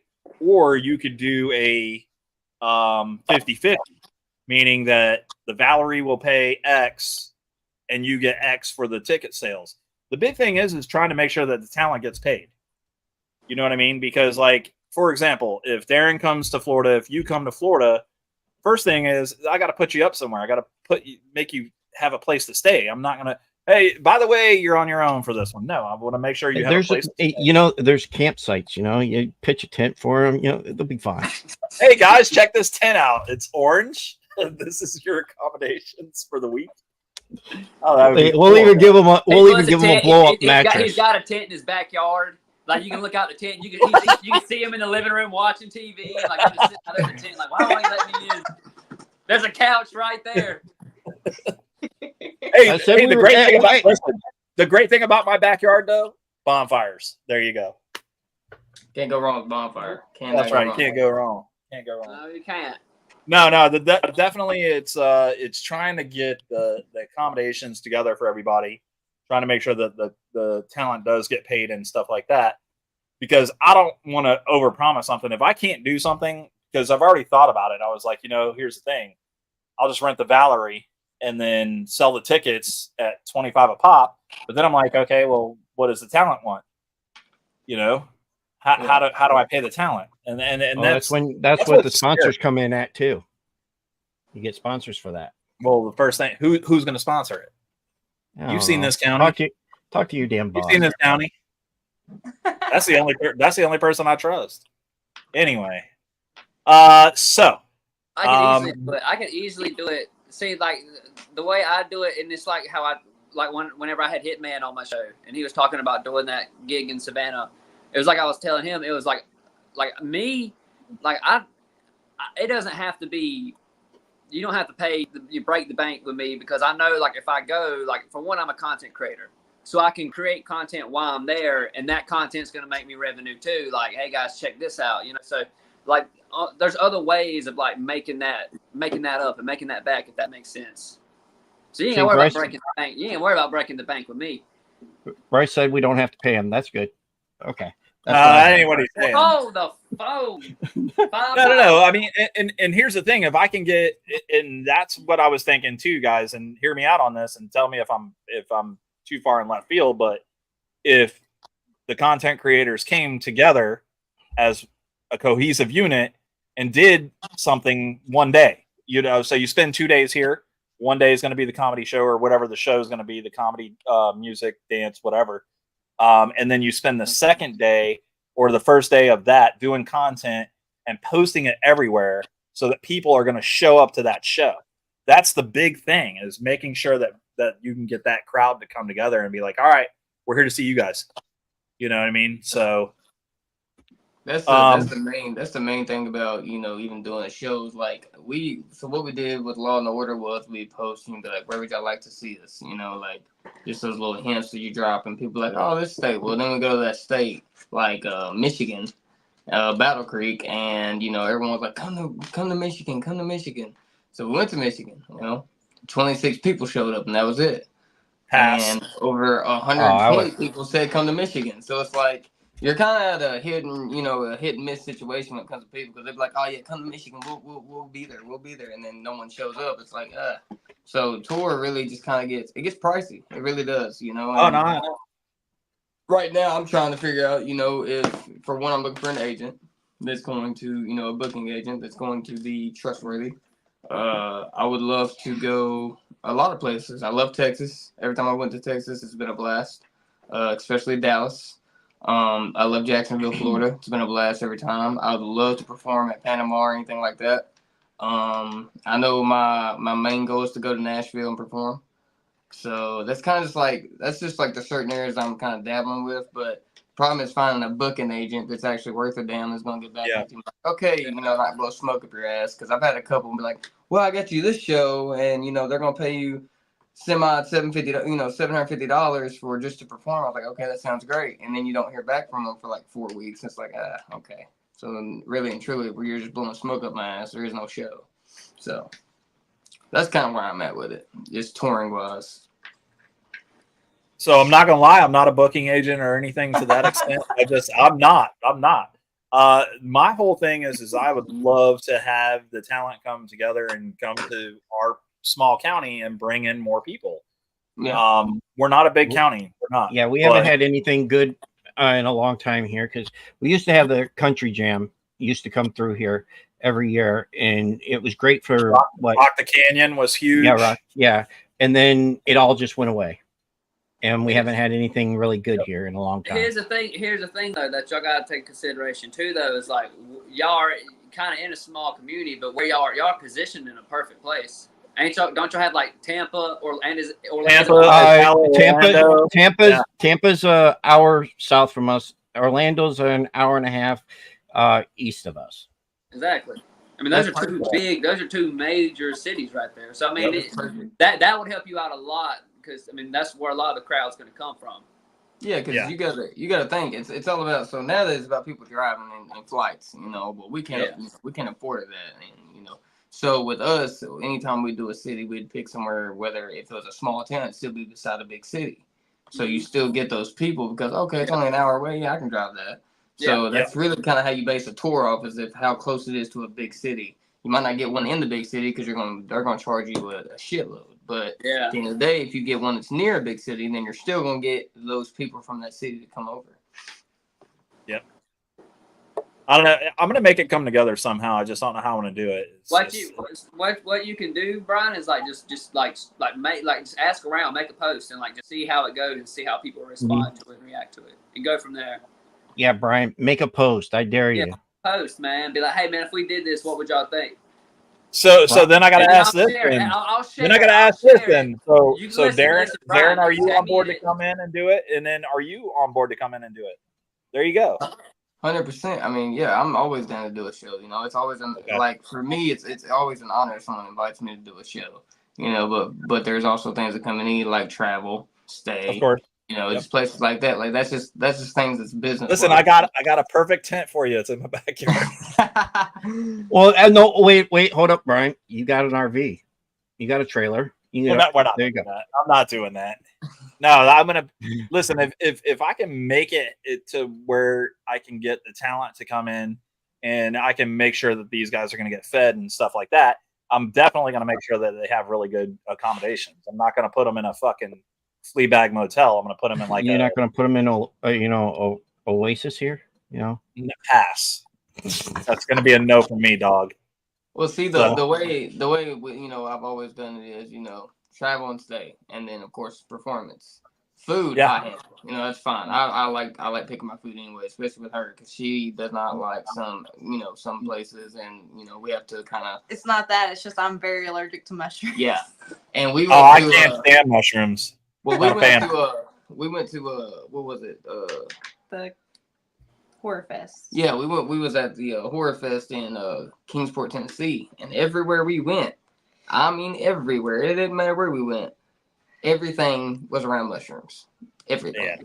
We walked into one restaurant and they told us, it's like, oh, we cook all our stuff in mushrooms. And I was already sitting there itching. I was like oh, fuck no. No, hell no. No. So that's the main thing. Like, I usually handle food. It's just, I mean, my dad has been, always been my mentor when it comes to that because, he's always dealt with contracts and all that. So for me, it's just like stay, performance, and travel. And if that's taken care of, then hey, I'm cool. You know what I'm saying? Whatever else y'all need me to do, whether it's 2 days in a row to perform, whatever, I'm down. I'll sing one day, dance the other. It don't matter. So that's just I literally just need to try to put this together then, because I've been talking about it for a long time. I was like, dude, I would love to put on a show and tell everybody, I'm like, hey man, this is who I got coming.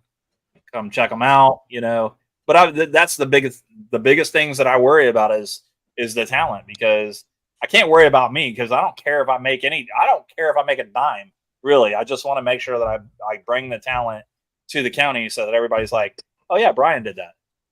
Cool. Good with it. Hey, Talking Shit brought this show to you guys. You're welcome. Yeah. I want to see them say Talking Shit all over the place. Oh, they're never gonna say it, bro. Talking Shit with Bryce Tucker. Excuse me. Yeah. Fuck you, Bryce. No, we did a children's Miracle Network a couple weeks back. They actually let us do our show out there, man. It was fantastic. Yeah, it was our first live on location. Yeah. We decided for that day we weren't going to be talking shit. We were going to be talking shh. And, it worked. And we were invited back for the October one. Awesome. And I still got to talk to the Mustang Club about, doing the September one. I tried to get, last time I had Dylan on my show, after he got off, the first thing I asked him, I was like, hey man, do you think you could, like, if we ever went live again, do you think like you could do like a live version, like play some songs? And he was like, no, bro, not a chance in hell. And I was like, oh, okay, well, fine. He just straight blunt with me. He didn't like. Hey, I asked you if I had you on the show one day, if you would bring some material and do some jokes. You said maybe one day. Maybe one day. Yeah, it's been a year. It has been. And I still haven't got Dylan on here either, which is another thing I told y'all I would do. Yeah, one step at a time. It's hard to get it's hard to get him on things like this. It was really hard to get him to come on my show. Well, see, the thing with me is, man, and it's for me, it's like if you want to play my music, regardless if I'm here or not, I love people to stream my music. You know what I'm saying? That means the world to me because music wasn't in the plan, and a lot of people don't know that, but I was not trying to be a musician at all. I was forced in the studio for one. Yeah, I am a huge fan of Kid G. I do. I like his music. I think he is a very rounded musician, and I was always, when I was little, my dad was in that hard rock deal where he was saying like Aerosmith, all those. He's a really good singer, and I always thought, like, yeah, he's a freaking rock star. Like I want to be like that. You know what I'm saying? So when dancing I started dealing with copyright a lot when, Universal signed that contract to TikTok and all that shit, where they copyright all my stuff. And, when you're a dancer, well, you got to have music to dance to. I'm not going to get on there and put a sound over of me beatboxing because that's going to sound like shit. So for me, it was like, I was kind of in a pinch. I was like, man, I'm not making videos because I can't dance on Facebook because that's copyright. Well, I can't. And then my Facebook got taken away because of it. So I had to get it back. So when TikTok finally, I was like, well, shit, I might as well just sing. So I just started singing on live, and I was singing Kid G. And this little sneaky shit decided to send it to a good buddy of ours named Ty March. He is a artist in Nashville. And she said, come check this out. And next thing you know, Ty March is in there. He's like, oh, we got to get you in the studio, bro, like ASAP. I was like, no, we're not. I do not want to be in no studio. I don't want to know. I do not want to do music. And sure enough, she's like, I think it was 2 days later. Yeah. She said we got to go to Nashville to her friend's house to pick something up. I said, all right, cool. All right, whatever. So we go to Nashville. Well, we're at these apartments. I'm like, all right. I was like, she's like, are you coming? I was like, oh, you want to go inside with you? I thought this was your friend. She's like, it is. I was like, okay. So I was like, yeah, I'll come in. So we go in there. Sure enough, it's Ty March. And as soon as he opens the door, he goes, yeah, man, you ready to make music? I said, what? I said, no, I'm not. No, I do not want to make music. He's like, yeah, man, you're already here now. I was like, Gotcha there.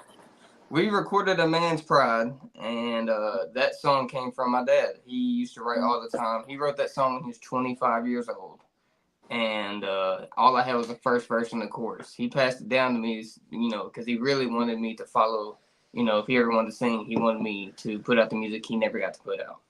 So when it came down to it and all I had was that chorus, we decided to write the rest, and we released it, and the damn thing hit 55,000 streams the first week, and I was like, oh shit, okay, all right, well, maybe I can do something with this.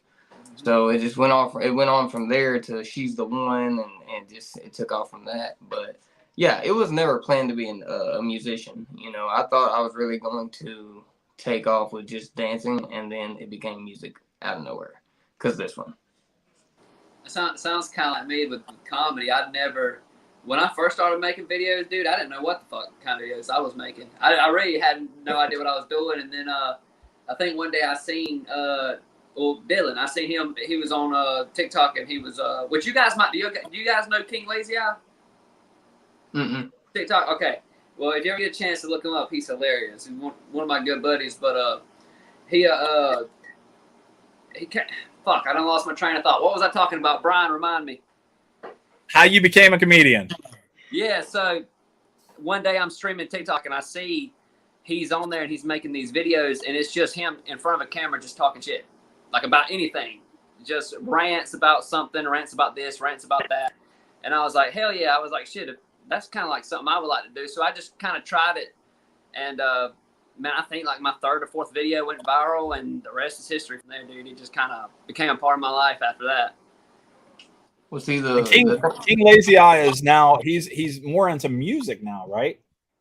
Yeah, he started, I think, he had two accounts. He had a comedy account, and he had a music account. His comedy account got banned because he's like me. He's all the time getting in trouble. So his comedy account got banned. I think he had like 600,000 followers. And then at the time, his music account only had maybe 30,000. And so he just started incorporating his comedy over to his music account, and his music account flourished. But yeah, he posts both music and his comedy on the same account. See, the thing with me is, when I started dancing, so like I said, this isn't my original account. My original account is in the archives. No one can find it. I put a no name on it, like no one can find it. Yeah. We'll find it. Don't worry. Don't go look for it either. It's terrible. But I started this new account, and it's crazy. Cringe. It's really wild because I started this account It was July 27th. Okay. It was July 27th, 2020 is when I posted my first video. And, you know, I started dancing. You know, I got into a thing with a guy named Young Homie, and he was a very big dancer, you know, on YouTube, million subscribers, all that. Well, we had a fallout, and I continued it to where, you know, I'd keep going and keep going and keep dancing. Well, I got into a relationship, not with this one, and it really, that relationship took a toll on me. You know, she ended up cheating on me, and she told me, you know, I don't know why you dance. You look like a kid and all this. And she was putting it down. And I was like, she broke up with me. She was like, you're just a kid. You know, I don't need no kid. Dancing's for kids. I was like, first of all, grown men dance, okay? There's professionals out there that are making millions of dollars off of dancing. But I had like maybe 200K followers. And when I got home and everything was, you know, the dust had settled, I did a freestyle to the song called Leave the Door Open. And my mom was just getting off work, so I said, hey, I need you to watch this. She ain't seen it. It wasn't planned. I was like, I just need you to watch this dance and see what you think. And she ended up reacting to it, and I was recording it. And I posted it on TikTok, and it hit 4.9 million views overnight. And I was like, Wow. oh, so that 200K I had jumped to 400K overnight. Okay, well then I started doing the reactions with Dad, where he would react to my dancing, and you know it ended up scoring big. Bruno Mars ended up liking it. It was just a huge thing, and then it took off, and it's kind of crazy because like I haven't really said this a lot, even on TikTok. I did a song to Houston, Texas. It was a Houston, Texas song. It was what was that song? Fofos, I'm tipping, wood grain, I'm gripping. Well, I did a dance to that. Yep. And well, I got a lot of hate. I mean, I was getting death threats. I was getting all kinds of stuff. People were like, "We're gonna take you out in the street and crucify you," and did just all this shit. And I ended up coming on there publicly because I had like people stitching it, talking about, you know, we need to find this dude's address. We need to take him out. How dare him disrespect Houston? Like all this shit. So I ended up coming publicly. I was working at Amazon at the time, and I was like, hey, you know, I'm sorry. I didn't mean to offend anybody in Texas. You know, I was having fun. I was dancing. It wasn't meant for anybody to get offended by. And that apology just alone got 1.2 million views. So then all the people that was stitching the dance video came back and said, "No man, we're just Texas people and we love Texas and da da da da." So every video I posted from then, and it was near my birthday, it would literally hit. I was averaging probably around 700K to 1 million views every video. Didn't matter what I posted. I could have posted me taking a shit and it would have went viral. So like everything went viral from there. So around my birthday, we went to Miami for my 23rd birthday, and I had 850,000 followers. By the time I got back from Miami, which was only 3 days, I only stayed there for 3 days. We came back. I hit 1 million that night. That's how fast I was growing, and it was like it all hit me just out of nowhere. And then the girl that cheated on me ended up saying, "Wow, you really blew up." I said, "Yep, you're right." Block. The best revenge. That door was ready to be open the whole time. You just had to drop that little bit of laundry off first, man. Yeah. I mean, it's crazy because, like, you know, at 650K followers, Painter's birthday hit me up. It was like, "Hey, we want to put you on our website and all that." I was like, "Wow, this is insane." You know, I did a project in school about Painter's birthdays. What celebrity had the same birthday as mine and all that, and had to write a thing on them. And now I'm on Painter's birthdays, so it's really wild to, you know, really blow up that quick. And you know, I'm not gonna lie to you, I was scared because I didn't know what came with it. I didn't know how, you know, now I have to change. And my dad was talking to me about it. It's like, you have to change how you act, you know, because I'm from a small town like y'all are. Okay, we're in a small town called Hopkinsville, Kentucky. Ain't shit here, not a big population. Our main, I would say our main thing is Walmart. That's our biggest thing here. Hey, we got one of those. So, we got 3. That's the biggest thing here. We don't have a mall. We don't have nothing here. So it's like, I was just a, you know, nobody. And now I'm going to Clarksville Mall. I'm going to all these places, and I end up getting tackled by fans. It's like, you know, I have to evolve with it. I have to learn how to act. I have to change the way I act in public. I have to watch what I say in public because anybody can post on the internet, oh, this man's a douchebag, and then I gotta go through all that. So, but yeah, it really. Unfortunately, the content I post, I already get the douche. I mean, and it might be it might be deserved in some cases.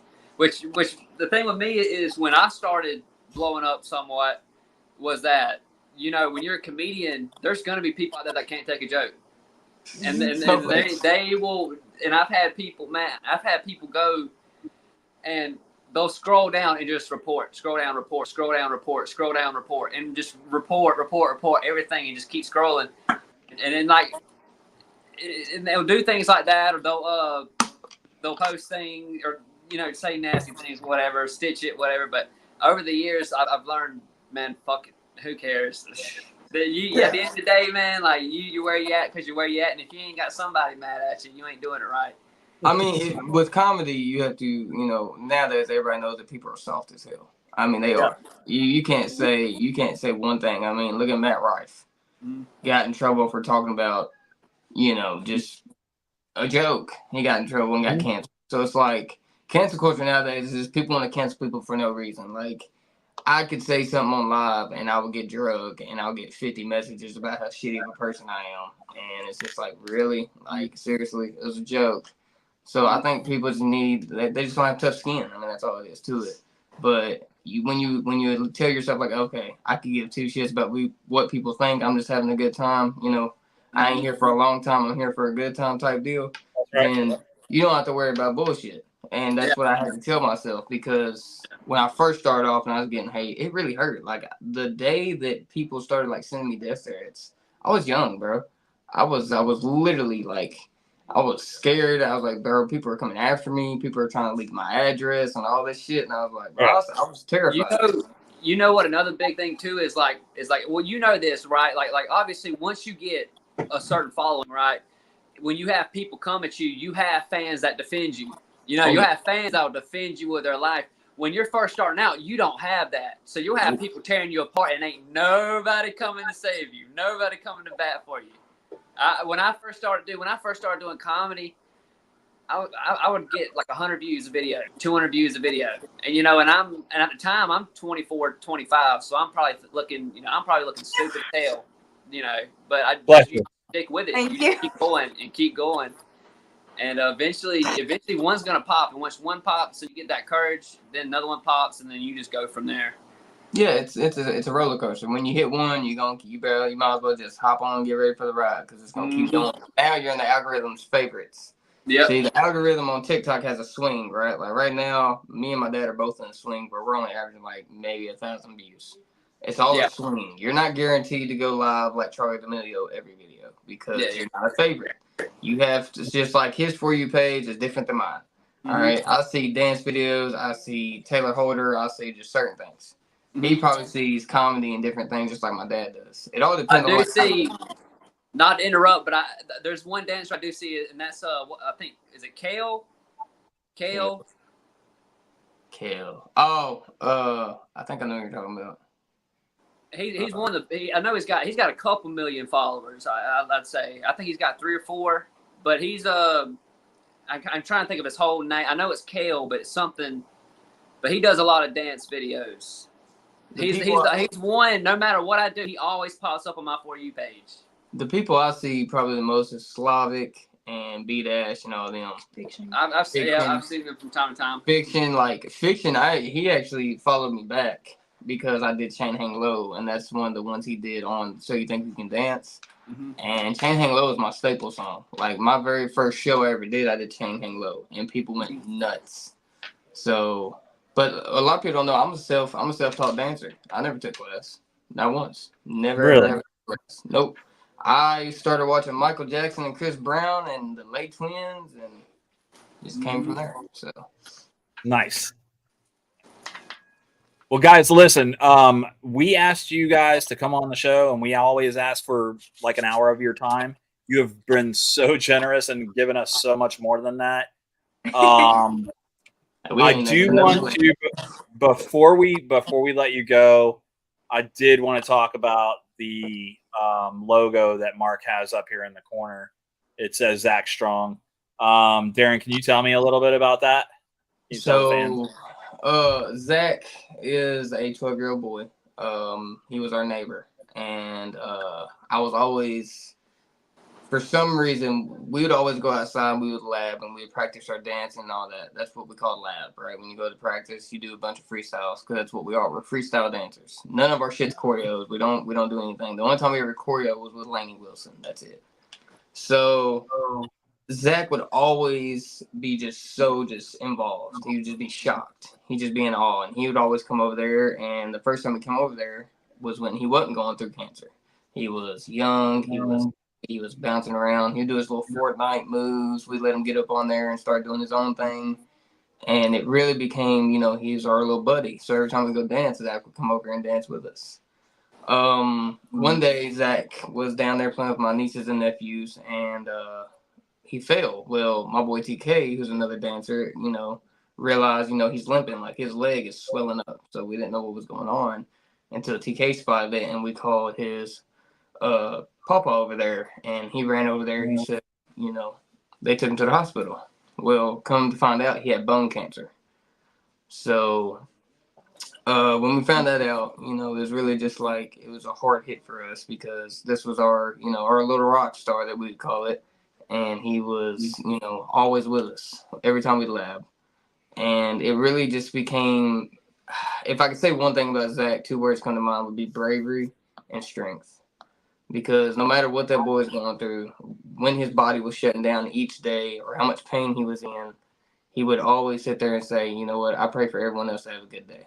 That was his thing. He cared about everyone else but himself. He never prayed for himself. He never asked, why him. It was just, I hope everyone else is doing okay. And it became real to me, I looked at him like a brother because he was one of those people that he was way ahead of his time. This man he's 12 years old, but he's mature than most grown men out there. And it shocked me. He really inspired me in the way because of how hard he fought. He fought for 4 years. He fought cancer for 4 years. And I remember the one thing that sticks out to me is I went over there one day, and he was a very good artist. This man could draw Sonic spot on. He could draw anything that you asked him to spot on. 12 years old. Now, I told him, I said, 12 years old, buddy, I can draw a stick figure, much less what you draw. So Zach would he would show me a sketchbook, and he actually drew what we call this rock star hand. This is my sign. Anytime you see me take a photo, it's just right here. And, he actually had it drawn. And it was right here, and he put, "Hey, it's Darren" on it. And he said, "I want you to put this in my casket when I go." And it hit me, though. It was like, oh, gosh. Like, I've experienced a lot of deaths. I've watched, like I said, Can't Find the Road to Heaven by my Paul. I watched him take his last breath. But when you see a 12-year-old boy go through that, it's heartbreaking, I mean, our daughter's 10, so it's like, it's so just confusing why him. You know what I'm saying? Like, why would it be a 12-year-old boy to go through something like that? And it's going through it all, man. We'd always go see him. He actually made, I don't know if y'all can see it, but there's actually there's an action figure up here. He made out pipe cleaner. That's what he did on his spare time. Huh. And he gave me it, and that was the last time I got to see him. June 30th. That morning he woke up, is what they call the death gargles. And my mom told me, like, hey, get ready. I was like, what's going on? I was like, it's getting close to that time. And unfortunately, he gained his wings. It was a very hard day for me because I had the chance to see him before. And of course I had to take care of business and go live. But he was an inspiration to me, man. I mean, Zach Strong is what you call it for a reason, because he was one of those that kept fighting. And the only reason I think, still to this day, he fought to make sure that his family was going to be okay before he left. And I told his mama, I said, that was a grown man. That wasn't no kid. That boy, that was a grown man that passed away. So Zach will always forever be represented by me, no matter what. We did a donation for him. We went live and called it Zach Strong. and we ended up raising $1,000 and gave it to the family in cash to make sure that he got his what's it called, VR. Oculus. Oculus, yes. He got an Oculus. That was his dream thing. He always wanted an Oculus, so we made sure it happened. He wanted to meet Jeff Dunham. So me and my dad got on every possible contact that we could find for Jeff Dunham, and it finally happened. Carrie Underwood actually donated her skybox to him in Bridgestone. Wow. So, yeah, Zach was a hero, man. That's a world's little hero. He inspired a lot of people, and may he forever rest in peace. I'm glad he's not in pain no more. I'm glad that, he's jumping on trampoline again and doing what he's always really was supposed to do down here is be a kid instead of being bedridden. So Zach's my boy, man. He'll forever live on. I had a hard thing, I was offered to the family came to me and asked if I'd dance at his funeral. And to be honest with you, I wanted to turn it down because when I dance, it's for fun. It's to turn up. It's to have a ball. I didn't know exactly how I was going to do it because it's a funeral, right? You don't go and dance at a funeral. I mean, some people might, but I've never done it. So when they asked me, I knew I couldn't say no because that's the one thing he looked at me, man. He worshiped the ground I walked on. He just thought the world of me. And believe it or not, I ended up signing autographs at this funeral. That's just, this kid that was there, his jaw dropped. He forgot where he was and he screamed. It's Darren. So I was like, and he started to cry. And I was like, I didn't know if he was crying because Zach or, crying because I was standing in front of him. So the funeral director ended up pulling me to the side, like, hey, this kid is losing his mind. Can you please sign like this piece of paper and give it to him? I said, okay. I signed it. But I would say, most importantly, that Zach will for always and ever be in our hearts. He'll always be remembered. And I hope that people continue to carry on that Zach strong because he showed what it was like to, when life is at rock bottom, there's always a light. And that's the one thing I always remember about him. He showed me how to not only be a better person, but to never sit there and be like, life is horrible when you just sit there and watch a kid fight like that and still be a smile on his face. It's mind-boggling to me. It almost made me feel like I was selfish for stressing over the shit I'm stressing over. Well, you said it. He was a grown man in a boy's body. You know what I'm saying? So, man, Yeah. That's a crazy. Yeah. For the rest of the month that we do shows, we got two more. I think it is this month. That'll stay in the corner. Appreciate that, man. Thank you. Yeah. Like I said, the main thing is and I ask everybody this when they talk about it, just keep the family in your prayers, because at the end of the day, it was a very hard thing to watch. It's different when it's an older person and you realize, and we all knew. We all knew it was gonna happen. We did. It was. The doctors told us, but when they told Zach, when they told him he was terminal, he sat there and said, "I don't want Mammy to be mad at me." That's the only thing he said. He wasn't worried about the fact that he was gonna die. He wasn't worried about the fact that it was his time. He was just worried about the fact that I want to make sure that Mammy and my mama and everybody else is okay before I go. Yep. And it's mind-boggling, man. When I went through my surgery, when I went through brain surgery, and I didn't think I was gonna make it. I was scared to death. That boy faced it head on and didn't give a damn what was gonna happen next at all. So.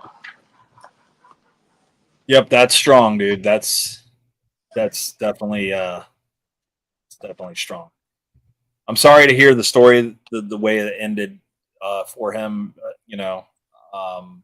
They didn't find out until he was how old that he had the cancer. So they found out at he was 10. They found out at 10. So he had 2 years. Yeah, he had 2 years. He always the one thing that stood out to me is the fact that even though he knew what was going to happen, it just didn't faze him. We went over there and did a private show for him. Me and my boy TK, which is the other dancer. He's a partner of mine, and I also have Cook Up. Cook Up was working, but me and TK went and hosted a private show. His favorite song was "Lose It" by Eminem, and I'd be damned if they didn't play that as his walkout song at a funeral. So, it wasn't really a funeral, and that's what Zach wanted. He didn't want a funeral. He wanted a celebration. he wanted people to know that, hey, you know, I won this fight. You know, like I did what I had to do to make sure my family was okay, and now I'm doing great. So it was very hard to stay strong, and I don't know how I did it. I think it was because of Zach. But I didn't shed a tear dancing. You know, I chose the song "If I Would Have Known" by Kyle Hume. And Oh yeah, I know that song. my main talent with dancing, I think that the reason I've called Oz is because I can tell a story. Anytime I dance, I can pick any song, whether it's NF, whether it's Eminem. I can tell you the story with just my movements. I don't have to sing. I don't have to do anything. Just move. And the family thanked me upside and down. That's like, that was the most beautiful thing I've ever seen. So it was tough. It was tough. Just pray for the family, man. That's all. That's all. You know, Zach will for always be in our hearts, and that's for damn sure. And I won't never forget how much he's inspired me. Got it. All right. Guys, like I said, we want to thank you for your time. You've been super generous. You've given us more than the hour that we typically say, hey, is an hour okay?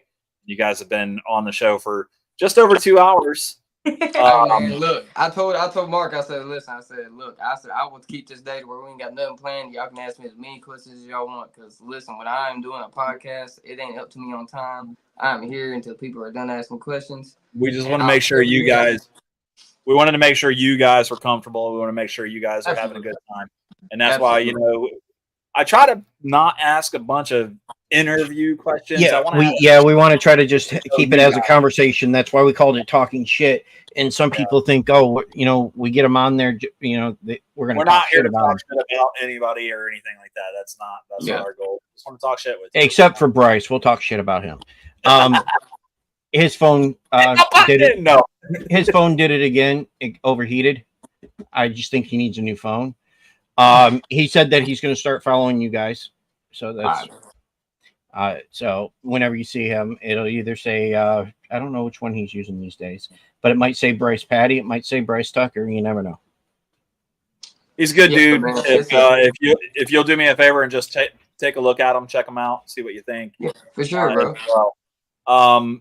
Can you guys put out your socials where you want everyone to follow you, where you want people to view your videos and everything? So, what you got coming up and everything like that too.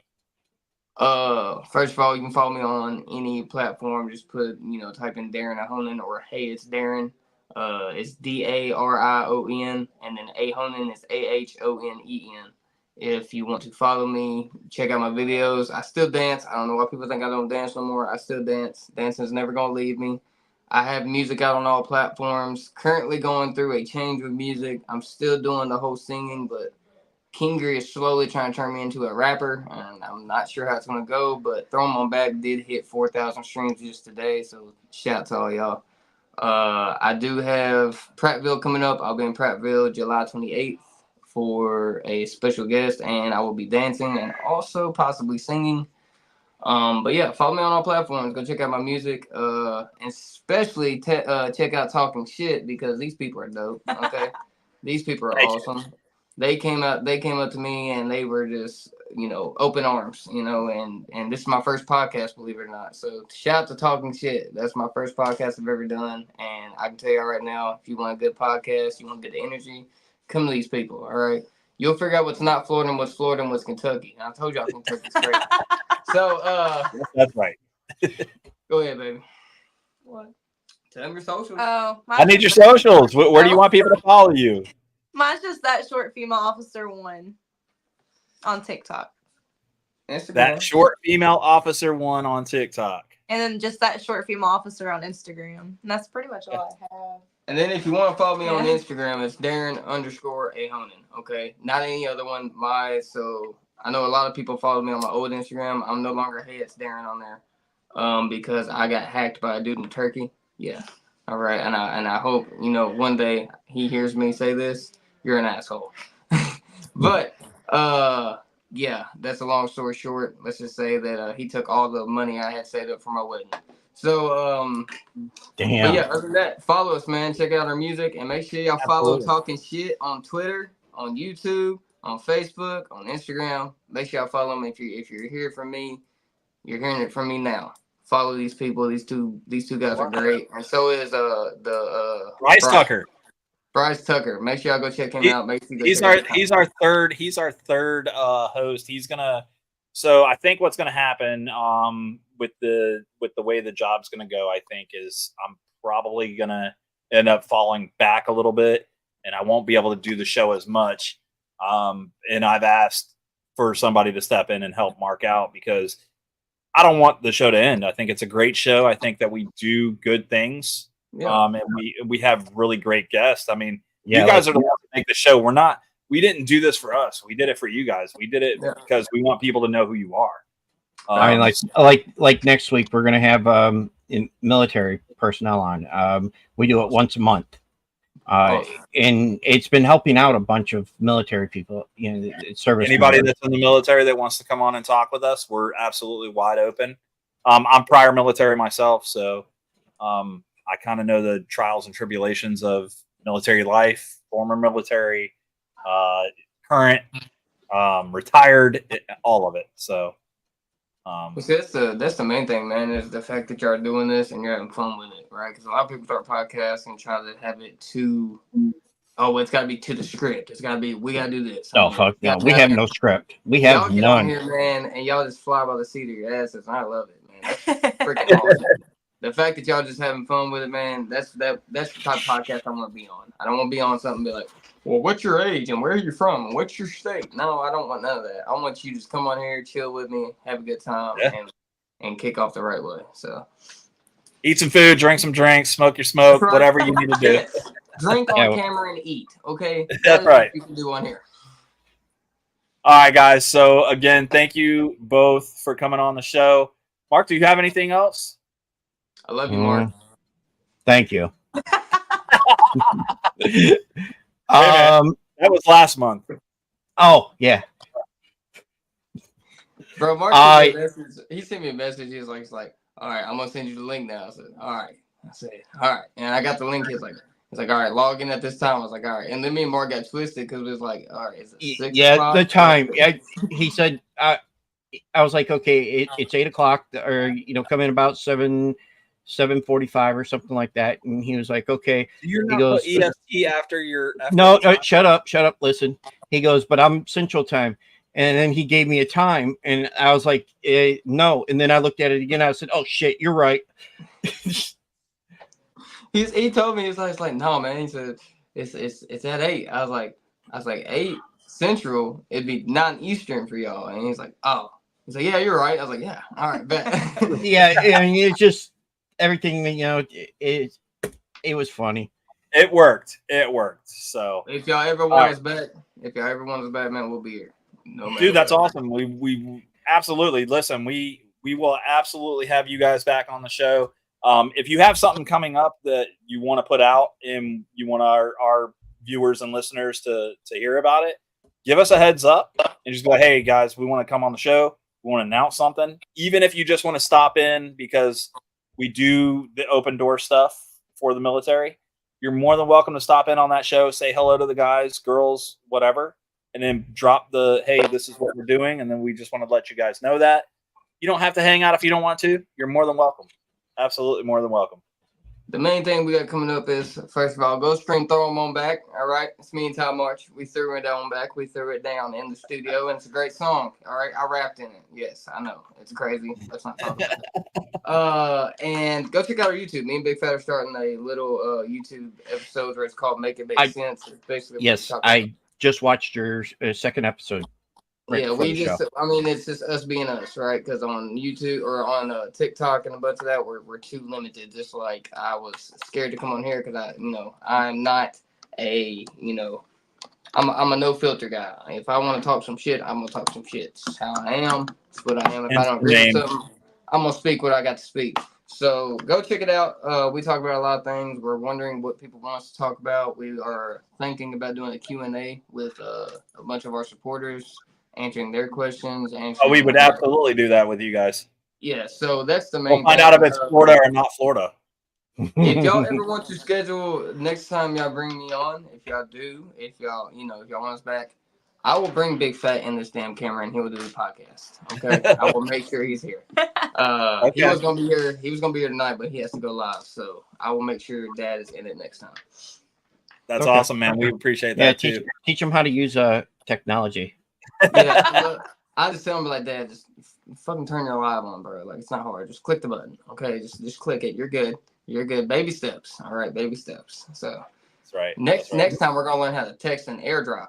Listen. Here's the whole thing. I asked Mark to just send me the link because all I do is click a button.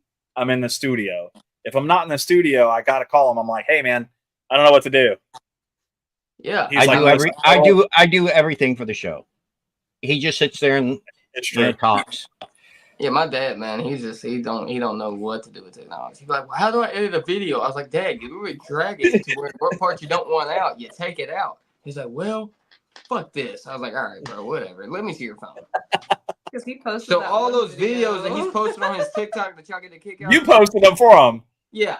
And cut and edit them for him because he was gonna leave in the part of him walking back to the phone and his plan on it and everything else. I was like, Dad, you got to cut this shit out. All right, people can't be seeing you. Well, that was stupid. Anyways, let's keep going. He accidentally did it the other day. I looked at it, I said, Did you mean to do that? Yeah. He goes, do what? And I said, you didn't cut the video. He left a part in there. It's like him coming back to the phone after the skit was done with his mom, mama chasing him. He goes, that was a good one. We did good on that one. All right, let's go. You should tell him to leave that one the way it is. Just be like, nope, just leave it the way it is. And then at the end of the video, just put, it's because I'm 105. I do the same dumb shit too. I'm like, I don't know.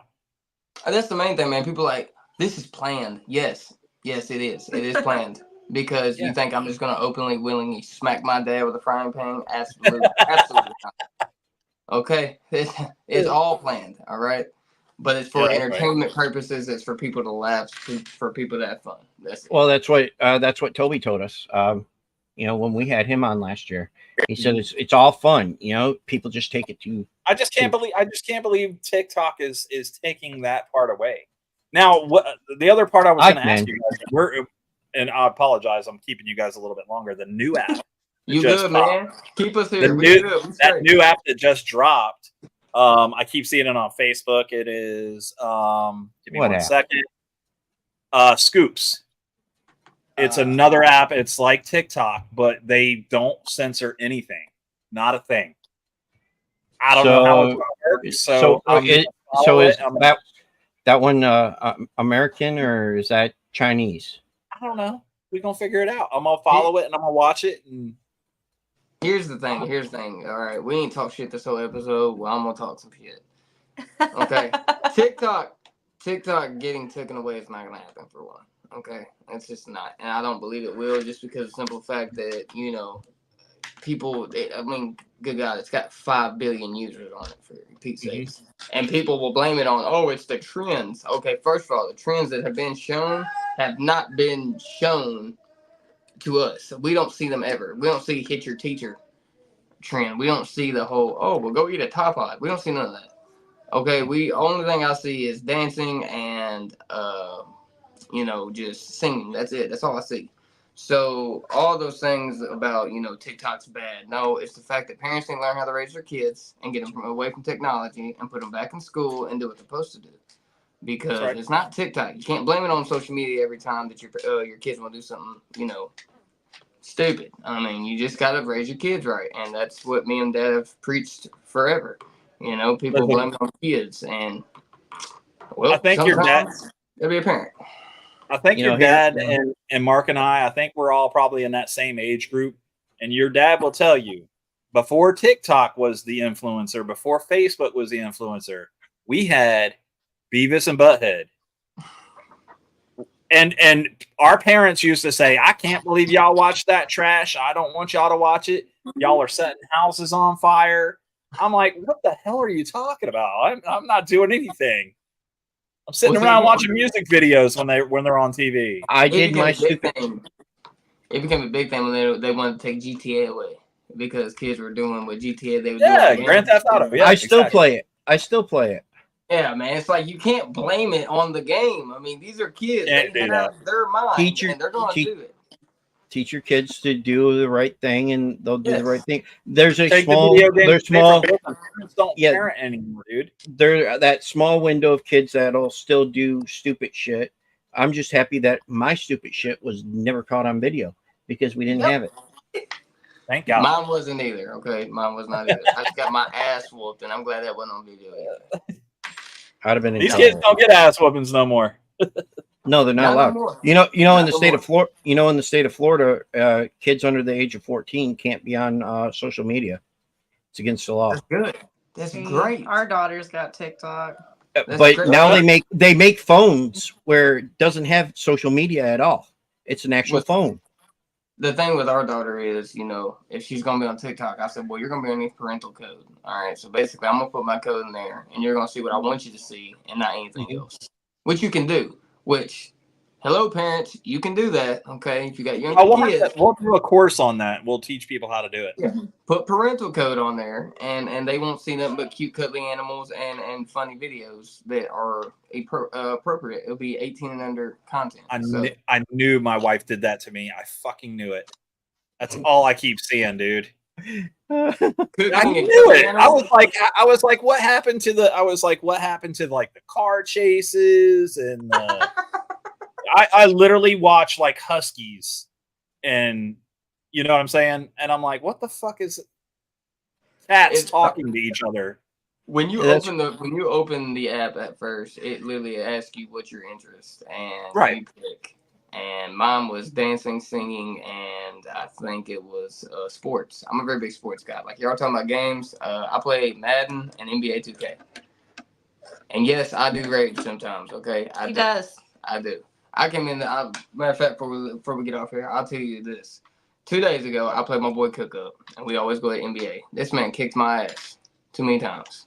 All right. Till 3 o'clock in the morning. And I done threw my Pepsi can across the damn room. Cook was laughing because I'm not terrible at the game, but damn it, it was not my night. All right. I could not green light shit, and I had Stephen Curry. It was terrible. I go in there, and poor her. Okay. When I get mad, it's just I don't want to talk to you. Don't talk to me. I'm gonna roll up. Get the blankets off me. I don't want to be cuddled. So I go in there. I'm throwing shit down, throwing my damn chain. I'm just pissed off. She goes, "What's wrong with you?" I said, "I got my ass kicked. Leave me alone." So I'm sitting there. I'm just pissed off. It's 5 a.m. in the morning. Okay. So Oops. I do. Yes. Oops is right because she was not happy at all. You need a Anyone knows video. if you're You need a video of that. You'd probably make a killing off of it. Have you seen the video? It used to be a very viral video, but that kid, he rage quit, and it was on PC, and he came in there, man. He was so mad. I don't know what flew through his mind at the time, but he just took his TV remote and just shoved it right up his ass. It was a very I viral saw that video. I'm trying to. That was a while ago, dude. Yes, and Yeah, it was yeah. viral. He goes in there, and I Yeah. guess they had a camera in his room, and His name was Steven. he just went in there. He's just No, that was definitely sketch. was a sketch. Yeah, I'm it just- came out. I'm Way kidding later because of on. the allegations that came out about sketch. Oh, Yeah, it was all. It That was all- way before sketch. This was like it was a kid that his parents Yeah. pissed him off. So mad. Oh, I know who you're talking about. Yeah, Yeah. he has a bunch of videos of him doing this shit. Yeah, He 'cause got his pissed dad- every damn time. Yeah, his dad went and ran over his games the first time. When, Yeah, with the lawnmower. Yep, Mhm. yep. He got got in there, mad. man. He took that TV remote and he just goes, and then shoves it. I'm like, what was that for? Like, what point did that do for you? Well, So You're gonna it's make like- it where somebody's not gonna touch the remote. I Oh, don't rage. I don't rage like that. But damn it, I do get a little hot. I do get a little pissed off. when I was younger, I used to throw my remotes. You know, I the don't rage quit controllers and anymore. I stuff. just quit. But- I'm like, all right, I'm done. Once I had to start buying them myself, I don't do that anymore. It changed the whole subject. Now it's like, Yeah. that $60 don't need to be spent right now. Get I broke past. mine worse than it already was the other day. What were you Apex. playing? Apex, but my analog Oh. stick, it was kind of like it was messing up, so it would make my character just keep doing this, and my shots were just going this way. And I'm Oh, the drift. I'm aiming drift, at it. yeah. I go in there, no shit. I go in there. I just logged off. I go in there, and a damn freaking pink remote comes flying across my face. Just, whoom. I said, "What the fuck?" And she goes, "I'm done with it. Sick of it." And then the next day, I guess she thought she was just gonna do some surgery on this remote. She's in there. She done got her glasses on. She's over taking it with the screwdriver. I watched YouTube. Trying to take it apart. I'm like, "What are you doing?" She goes, "I'm trying to fix it."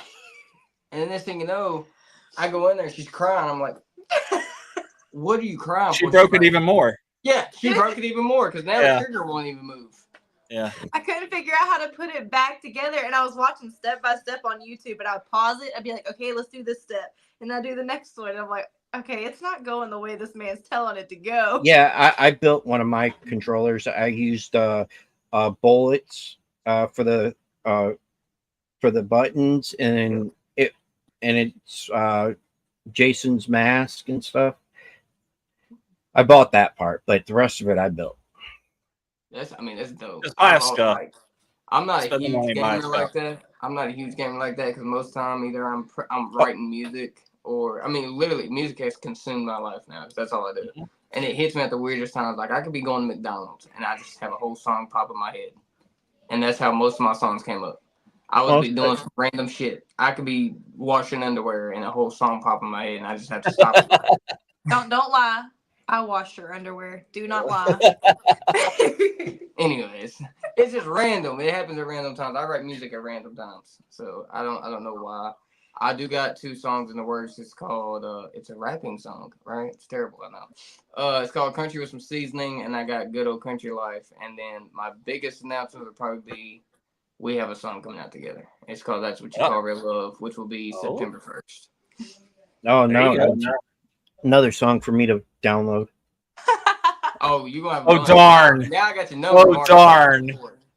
Well, like I said, every one that you have on Spotify, I just went through it and listened to some of it, and then I just put it to my list. I said, Did you get to listen to Throw 'Em On Back? I don't think I've seen that one on there yet. I might have. July 4th. So I'm rapping on it. So it might catch you off guard because they don't think I can rap like that. It should be interesting. I'll look tomorrow. Well, I got your number, so and now every time I do a song, you're just gonna get the previews. It's a country rap, not like rap. Hey, we dig that down here. You know we dig that down here. We take that shit to the Mud Club. Come on now, let's go. What I'm talking about? Raise hell and praise Dale, brother. That's what it's called. Yes, sir. Raise hell and praise Dale. All right, guys. Thank y'all so much for coming on the show. We really do appreciate you. We're gonna say good night. Y'all have a great night. Peace. Have a great night. Good night, y'all. Dude, Mark, great show, man. I'm looking the wrong way over here. Yeah, see, and you have an outro song. You have an outro song.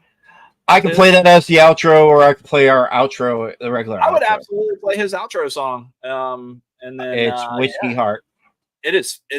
Listen, the kid he is top talent, like you said. I would absolutely play that song for the fans. Let them hear it, and make sure you guys are following. If you're not following him, he gave you all the socials. Yeah, go back and watch our show. Rewind a little bit. Nobody ever back to an hour and 58 when he dropped the socials. Yeah, I'm going to have a few things off of this one. So, next Thursday is going to be probably our last Thursday show. We're going to change days. We just wanted to keep it because your ass is going to be working more. A lot more. So we're going to try to change it to where, Brian can be here more, as much as possible. If not, well, we'll talk Bryce into doing some, see how that works. Well, you get 1 hour with Bryce before his phone shuts off. So. I'm just going to tell him he's going to have to do it from a laptop, and he gets pretty good. Absolutely want to thank Bryce for showing up and being the special guest co-host. I do want to thank Darren and Brittany for being a part of this show. I even want to thank Big Fat for sticking his head in for a second. Yeah, we appreciate it. We really do. Everything that we do here on this show is not for me and Mark. We're not here to talk to each other. We can do that on the phone. We just want to make sure that you guys get the extra views that you deserve. Even if we only have 4 or 5 people, it's 4 or 5 people that you didn't have that were following you before. And hopefully the people that we're watching tonight, God bless you and thank you for hanging in there with us. I know we had some trials and tribulations. Bryce decided to cut the show short 15 minutes in or something, but we're back. 10. So I think 10, I think might, but so we want to thank you all for hanging out with us tonight. Again, please check out Darion Ahonen. It's me, Darren. Is that right? Yes. And give him a look, a listen. He's on Spotify, right? Yeah, Spotify. Yeah.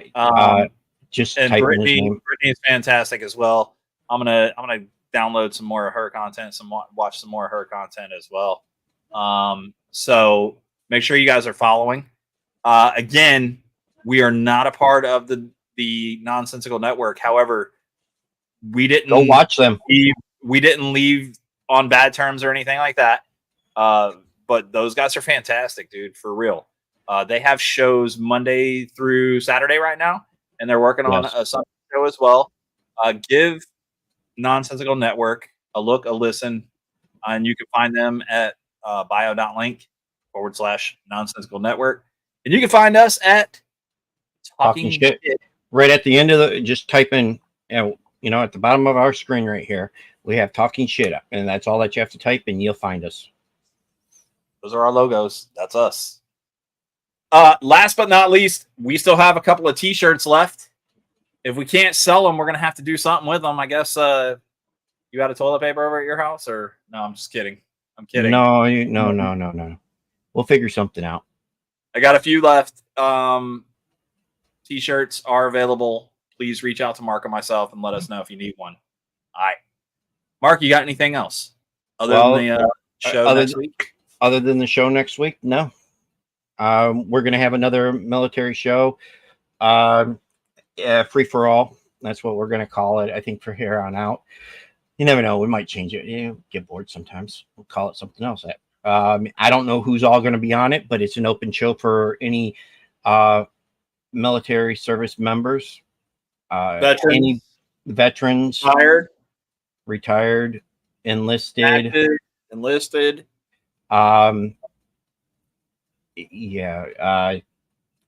It's an open show for all, and hopefully we can get some different people in there.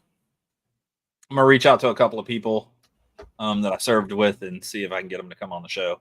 I know you've been wanting Andy to come back on the show. I'd like to see that. I'm gonna extend that back to Andy and see if he'll come back on the show as well.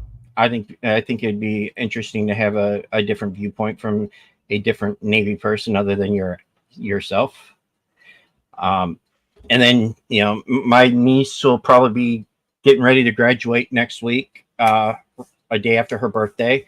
She graduates from AIT or whatever. Yeah, you had it right. AIT. Okay. Yep, AIT. She said that she'll come on the show anytime that we want her to. That's awesome. As long as she's not in formation or anything like that. No. Right.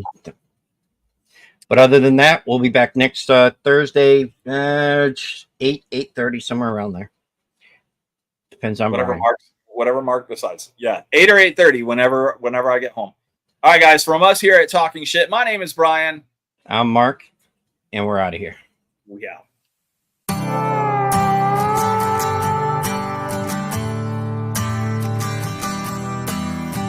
Sitting here at a stop sign, wondering should I turn around or give it the green light. Bet you shooting down patrol with your girlfriends, dancing in the neon, spinning around with some other man.